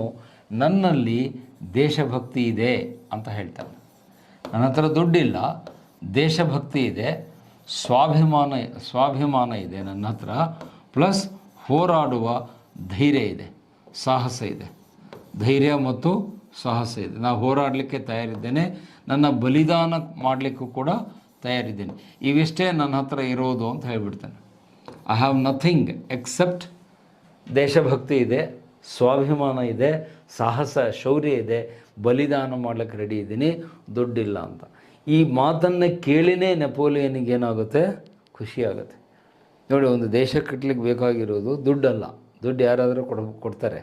ದೇಶ ಕಟ್ಟಲಿಕ್ಕೆ ಬೇಕಾಗಿರೋದು ರಾಷ್ಟ್ರಭಕ್ತಿ, ಸ್ವಾಭಿಮಾನ, ಸಾಹಸ, ಧೈರ್ಯ ಮತ್ತು ನಮ್ಮ ಜೀವ ಬಲಿದಾನ ಕೊಡುವಂಥ ಒಂದು ಆ್ಯಟಿಟ್ಯೂಡ್ ನಮ್ಮಲ್ಲಿದ್ದರೆ ನಾವು ಸಾಮ್ರಾಜ್ಯ ಕಟ್ಬೋದು. ಅದು ನಾವು ಟಿಪ್ಪು ಸುಲ್ತಾನಿಂದ ಕಲಿಬೇಕಾದ ಪಾಠ. ಅವನು ಹೇಳ್ತಾನೆ, ಇವು 4 ಬಿಟ್ಟರೆ ನನ್ನ ಹತ್ರ ಐ ಹ್ಯಾವ್ ನಥಿಂಗ್ ಎಲ್ಸ್, ಬೇರೆ ಏನೂ ಇಲ್ಲ ಅಂತ. ಅದಕ್ಕೆ ನೆಪೋಲಿಯನ್ ಹೇಳ್ತಾನೆ, ಇವು 4 ಇದ್ದರೆ ಸಾಕು, ನೀನೇನು ದುಡ್ಡು ಕೊಡೋದು ಬೇಡ, ಇಷ್ಟಾದರೆ ಸಾಕು, ನಾನು ನೆರವನ್ನು ಕಳಿಸ್ಕೊಡ್ತೇನೆ, ನನಗೆ ಸ್ವಲ್ಪ ಟೈಮ್ ಕೊಡು ಅಂತ ಹೇಳ್ತಾನೆ. ಐ ನೀಡ್ ಸಮ್ ಟೈಮ್, ಕಾಲಾವಕಾಶ ನನಗೆ ಬೇಕು. ಯಾಕೆ? ಆಗಿನ ಕಾಲದಲ್ಲಿ ಈ ಹಡಗು ಪ್ರಯಾಣಗಳೆಲ್ಲ ಭಾಳ ಟೈಮ್ ತೊಗೊಳ್ತಿತ್ತು. ನೀವು ಅಲ್ಲಿ ಮ್ಯಾಪ್ನ ನೆನ್ಪು ಮಾಡ್ಕೊಳ್ಳಿ, ಈ ವರ್ಲ್ಡ್ ಮ್ಯಾಪ್ ನೆನ್ಪು ಮಾಡ್ಕೊಳ್ಳಿ. ಫ್ರಾನ್ಸಿಂದ ಭಾರತಕ್ಕೆ ಹಡಗಿನಲ್ಲಿ ಶಸ್ತ್ರಾಸ್ತ್ರಗಳು ಬರಬೇಕು ಅಂದರೆ ಕನಿಷ್ಠ 6ರಿಂದ 9 ತಿಂಗಳು ಟೈಮ್ ತೊಗೊಳ್ತಿತ್ತು, ಹಡಗಿನಲ್ಲಿ ಬರಬೇಕು ಅವೆಲ್ಲ. ಸೊ ತುಂಬ ಟೈಮ್ ಹಿಡಿತಿತ್ತು. ಸೊ ನನಗೊಂದಷ್ಟು ಕಾಲಾವಕಾಶ ಕೊಟ್ಟರೆ ನಾನು ಇದನ್ನು ಮಾಡ್ತೇನೆ, ಅಲ್ಲಿವರೆಗೆ ನೀನು ತಯಾರಿಯಲ್ಲಿ ಸಿದ್ಧತೆಯಲ್ಲಿ ಇರುವಂಥ ಪತ್ರವನ್ನು ಬರೆದ. ಯಾರು? ನೆಪೋಲಿಯನ್. ನೋಡಿ, ಇತಿಹಾಸ ಎಷ್ಟು ಇಂಟ್ರೆಸ್ಟಿಂಗ್ ಇದೆ ಅಂದರೆ, ಈ ಎಲ್ಲ ಪತ್ರ ವ್ಯವಹಾರ ಏನು ನಡೆದಿತ್ತು, ಇದರ ರಹಸ್ಯವನ್ನು ಒಬ್ಬರಿಗೆ ಏನು ಮಾಡಿಬಿಡ್ತಾರೆ? ಲೀಕ್ಔಟ್ ಮಾಡಿಬಿಡ್ತಾರೆ. ಈ ಎಲ್ಲ ಪತ್ರ ವ್ಯವಹಾರದ ಇಡೀ ರಹಸ್ಯವನ್ನು ಯಾರು ಲೀಕ್ಔಟ್ ಮಾಡ್ತಾರೆ, ಯಾರು ಅದನ್ನು ಬಹಿರಂಗ ಮಾಡಿಬಿಡ್ತಾರೆ ಅಂತ ಹೇಳಿದರೆ, ಅವನ ಸೇನೆಯಲ್ಲೇ ಇದ್ದಂತಹ ಒಬ್ಬ ವ್ಯಕ್ತಿ, ಅವನ ಹೆಸರು ದಳಪತಿ ನಂಜಯ್ಯ ಅಂತ. ಅವನ ಹೆಸರು ನೆನ್ಪಿಟ್ಕೊಳ್ಳಿ. ಇವನು ಮೋಸ್ಟ್ ಡೇಂಜರಸ್ ಫೆಲೋ, ಇವನಿಂದನೇ ಎಲ್ಲ ಇತಿಹಾಸ ಹದಗೆಡೋದು. ದಳಪತಿ ನಂಜಯ್ಯ ಅಂತ ಅವನ ಹೆಸರು. ದಳಪತಿ ಅಂದರೆ ಚೀಫ್, ಒಂದು ಸೇನೆ ಮುಖಂಡ. ಅವನ ಹೆಸರು ನಂಜಯ್ಯ ಅಂತ. He was in the army of Tipu Sultan. Tipu ಸುಲ್ತಾನ್ನ ಸೇನೆಯಲ್ಲಿ ಅವನು ಕೆಲಸ ಮಾಡ್ತಿದ್ದ, ದಳಪತಿ ನಂಜಯ್ಯ ಅಂತ. ಅವನೇನು ಮಾಡಿಬಿಟ್ಟ, ಈ ಎಲ್ಲ ಪತ್ರ ವ್ಯವಹಾರಗಳ ರಹಸ್ಯವನ್ನು ಯಾರಿಗೆ ಲೀಕ್ಔಟ್ ಮಾಡಿದ ಅಂದರೆ, ಬ್ರಿಟಿಷರಿಗೆ ಹೋಗಿ ಹೇಳಿಬಿಟ್ಟ, ನಮ್ಮ ಟಿಪ್ಪು ಸುಲ್ತಾನ್ ನಿಮ್ಮ ಶತ್ರುಗಳ ಜೊತೆಗೆ ರಹಸ್ಯವಾಗಿ ಪತ್ರ ವ್ಯವಹಾರ ಮಾಡಿ ಯುದ್ಧದ ತಯಾರಿ ಮಾಡ್ಕೊಳ್ತಿದ್ದಾನೆ, ನೀವು ಹುಷಾರಾಗಿರ್ರಿ. ಈ ಶಸ್ತ್ರಾಸ್ತ್ರಗಳು ಏನಾದರೂ ಬಂದರೆ ಭಾರಿ ದೊಡ್ಡ ಯುದ್ಧ ಆಗತ್ತೆ ಅಂತ ಹೇಳಿದ ಕೂಡಲೇ ನೋಡಿ, ಬ್ರಿಟಿಷರು ಎಷ್ಟು ಜಾಣರು ಅಂದರೆ, ಇನ್ನು ಇವನಿಗೆ ಟೈಮ್ ಕೊಟ್ಟರೆ, ಶತ್ರುವಿಗೆ ಟೈಮ್ ಕೊಟ್ಟರೆ ಅವನು ಮತ್ತೆ ಸ್ಟ್ರಾಂಗ್ ಆಗ್ತಾನೆ. ಅದು ಈವನ್ ಕೌಟಿಲ್ಯ ಕೂಡ ತನ್ನ ಚಾಣಕ್ಯ ನೀತಿಯಲ್ಲಿ ಹೇಳ್ತಾನೆ, don't give time for the enemy. ಶತ್ರುವಿಗೆ ನೀವು ಟೈಮ್ ಕೊಟ್ಟಷ್ಟು ಅವನೇನಾಗ್ತಾನೆ, ಸ್ಟ್ರಾಂಗ್ ಆಗ್ತಾನೆ. ಅದಕ್ಕೆ ಇಮಿಡಿಯೇಟ್ಲಿ ಲಾರ್ಡ್ ವೆಲ್ಲೆಸ್ಲಿ ಏನು ಮಾಡ್ತಾನೆ, ಯುದ್ಧ ಘೋಷಣೆಯನ್ನು ಮಾಡ್ತಾನೆ. ಯಾವುದೇ ಮುನ್ಸೂಚನೆ ಕೊಡದೆ ವೆಲ್ಲೆಸ್ಲಿ ಏನು ಮಾಡ್ತಾನೆ, ದಿಢೀರನೇ ದಾಳಿ ಮಾಡ್ತಾನೆ. ದಿಢೀರ್ ದಾಳಿ ಅಂತ ಅದಕ್ಕೆ ಹೇಳ್ತೀವಿ. ಅಂದರೆ ಯಾವುದೇ ಮುನ್ಸೂಚನೆ ಕೊಡದೇ ಅವನೇನು ಮಾಡ್ತಾನೆ, ಶ್ರೀರಂಗಪಟ್ಟಣದ ಮೇಲೆ, ಯಾಕಂದರೆ ಅವನು ಇದ್ದಿದ್ದು ಅಲ್ಲಿ, ಟಿಪ್ಪು ಸುಲ್ತಾನ್ ಇದ್ದಿದ್ದು ಶ್ರೀರಂಗಪಟ್ಟಣದಲ್ಲಿ, ಆ ಶ್ರೀರಂಗಪಟ್ಟಣದ ಮೇಲೆ ದಿಢೀರನೆ ಅವನು ದಾಳಿ ಮಾಡ್ತಾನೆ. ಒಂದು ಮುನ್ಸೂಚನೆ ಕೂಡ ಇರಲ್ಲ. ಇವರು ದಾಳಿ ಮಾಡ್ತಾರೆ ಅನ್ನೋದು ಕೂಡ ಟಿಪ್ಪು ಸುಲ್ತಾನ್ಗೆ ಗೊತ್ತಿರಲ್ಲ. ಸಡನ್ನಾಗಿ ಲಾರ್ಡ್ ವೆಲ್ಲೆಸ್ಲಿ ಅಂದರೆ ಗವರ್ನರ್ ಜನರಲ್ ಲಾರ್ಡ್ ವೆಲ್ಲೆಸ್ಲಿ ಈ ಒಂದು ದಾಳಿಯನ್ನು ಮಾಡ್ತಾನೆ. ಈ ದಾಳಿಯಲ್ಲಿ ಇವನಿಗೆ ಸಪೋರ್ಟ್ ಮಾಡಲಿಕ್ಕೆ ಯಾರು ಬಂದಿರ್ತಾರೆ, ಒಂದು ಕಡೆಗೆ ದ ನಿಜಾಮ್ ಆಫ್ ಹೈದರಾಬಾದ್ ಅವನು ಕೂಡ ಸಪೋರ್ಟ್ ಮಾಡ್ತಾನೆ, ಇನ್ನೊಂದು ಕಡೆಗೆ ಪೇಶ್ವಾ ಮರಾಠರು ಕೂಡ ಅವನ ಬೆಂಬಲಕ್ಕೆ ಬರ್ತಾರೆ. ನೋಡಿ, ಇವರಿಬ್ಬರೂ ಸಪೋರ್ಟ್ ಮಾಡ್ತಾರೆ. ನಿಜಾಮ್ ಆ್ಯಂಡ್ ಪೇಶ್ವಾಸ್ ಇಬ್ಬರೂ ಕೂಡ ಲಾರ್ಡ್ ವೆಲ್ಲೆಸ್ಲಿಗೆ ಸಪೋರ್ಟ್ ಮಾಡಿ ಯಾರ ವಿರುದ್ಧ ಆ ದಾಳಿ ಮಾಡ್ತಾರೆ ಅಂದರೆ ಟಿಪ್ಪು ಸುಲ್ತಾನನ ಮೇಲೆ ದಾಳಿ ಮಾಡ್ತಾರೆ. ಇಲ್ಲೂ ಕೂಡ ಅವನು ಒಬ್ಬಂಟಿ ಆಗ್ತಾನೆ. ಇಲ್ಲೂ ಕೂಡ ಟಿಪ್ಪು ಸುಲ್ತಾನ್ ಐಸೋಲೇಟ್ ಆಗಿ ಒಬ್ಬನೇ ಆಗ್ತಾನೆ. ಈ ಮೂರೂ ಜನ ಸೇರಿ ಅವನ ಮೇಲೆ ದಾಳಿಯನ್ನು ಮಾಡ್ತಾರೆ. ಅಲ್ಲಿ ಘನಘೋರವಾದ ಯುದ್ಧ ಆಗುತ್ತೆ. ಎಲ್ಲಿ? ಶ್ರೀರಂಗಪಟ್ಟಣದ ಬಳಿ ಘನಘೋರ ಯುದ್ಧ ಆಗುತ್ತೆ.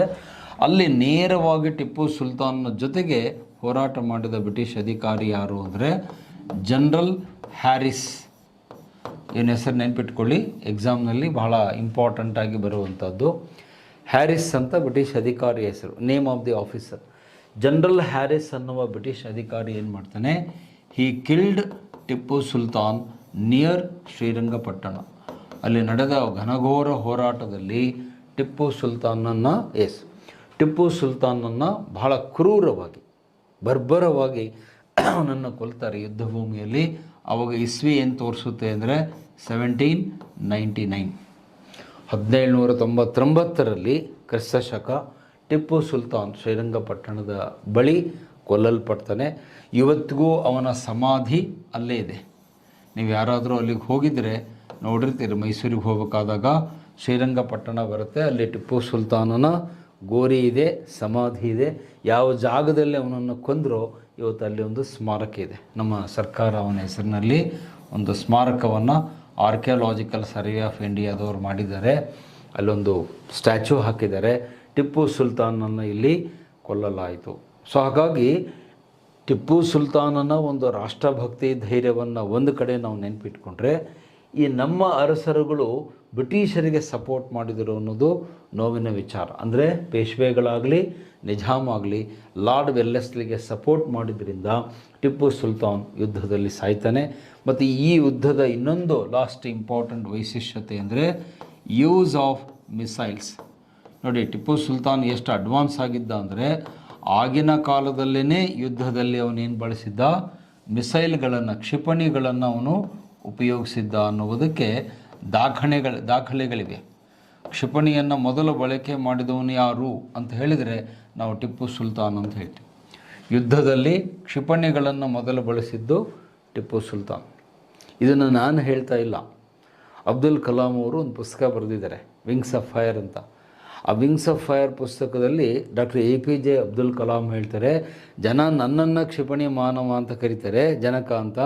ಆದರೆ ನನಗಿಂತ ಮುಂಚೆ ಇತಿಹಾಸದಲ್ಲಿ ಮಿಸೈಲ್ಸನ್ನು ಬಳಸಿದ್ದು ಯಾರು ಅಂದರೆ ಟಿಪ್ಪು ಸುಲ್ತಾನ್ ಅಂತ ಸ್ವತಃ ಅವರೇ ಹೇಳ್ತಾರೆ. ಅಂದರೆ ಮಿಸೈಲ್ ಟೆಕ್ನಾಲಜಿ ಟಿಪ್ಪು ಸುಲ್ತಾನನಿಗೆ ಗೊತ್ತಿತ್ತು ಅನ್ನೋದು ನಿಮಗೆ ಗೊತ್ತಾಗಬೇಕು, ಅವನಿಗೆ ಗೊತ್ತಿತ್ತು ಅನ್ನೋದು ನಿಮಗೆ ಗೊತ್ತಾಗಬೇಕು. ಅದು ಈ ಯುದ್ಧದ ಒಂದು ವೈಶಿಷ್ಟ್ಯತೆ. ಸೊ ಹೀಗೆ ಆ ಟಿಪ್ಪು ಸುಲ್ತಾನನ ಸಾವಾಗುತ್ತೆ, ಅಂತ್ಯ ಆಗುತ್ತೆ. ಅವನ ಕೊಂದ ಮೇಲೆ ಲಾರ್ಡ್ ವೆಲ್ಲೆಸ್ಲಿ ಒಂದು ಮಾತು ಹೇಳ್ತಾನೆ, ಏನಂತ, I have silenced the roaring of one lion in the south and another is still roaring and I will silence it soon ಅಂತ ಹೇಳ್ತಾನೆ. ಕನ್ನಡದಲ್ಲಿ ಅದನ್ನು ಅನುವಾದ ಮಾಡಿ ಹೇಳ್ತೀನಿ. ಇವನ ಸಾವಾದಮೇಲೆ ಏನು ಹೇಳ್ತಾನೆ ಅಂದರೆ, ದಕ್ಷಿಣದಲ್ಲಿ ಅಬ್ಬರಿಸುತ್ತಿರುವ ಒಂದು ಸಿಂಹದ ಧ್ವನಿಯನ್ನು ನಾನು ಸೈಲೆಂಟ್ ಮಾಡಿದ್ದೇನೆ, ಅಂದರೆ ಟಿಪ್ಪು ಸುಲ್ತಾನ್. ಇನ್ನೊಂದು ಸಿಂಹ ಅಬ್ಬರಿಸ್ತಾ ಇದೆ, ಇಷ್ಟರಲ್ಲೇ ಅದನ್ನು ಕೂಡ ಸೈಲೆನ್ಸ್ ಮಾಡ್ತೇನೆ ಅಂತ ಹೇಳ್ತಾನೆ. ಆ ಎರಡನೇ ಸಿಂಹ ಯಾವುದು ಅಂದರೆ ಬಾಜಿರಾವ್ ಸೆಕೆಂಡ್. ಅವನ ಚರ್ಚೆಯನ್ನು ನಾನು ನಾಳಿನ ಚರ್ಚೆಯಲ್ಲಿ ಮುಂದುವರಿಸ್ತೇನೆ. ಸೊ ಆ ಎರಡನೇ ಯುದ್ಧ ಮುಂದೆ ಬರುತ್ತೆ, ಆಂಗ್ಲೋ ಮರಾಠ ಯುದ್ಧ, ಅಲ್ಲಿ ಅವನ ಸೋಲು ಕೂಡ ಆಗುತ್ತೆ. ಸೊ ಇದು ಇವತ್ತಿನ ಚರ್ಚೆಯನ್ನು ಇಲ್ಲಿ ನಿಲ್ಲಿಸ್ತೇನೆ, ಸಮಯ ಆಗಿದೆ. Tomorrow will carry forward the discussion.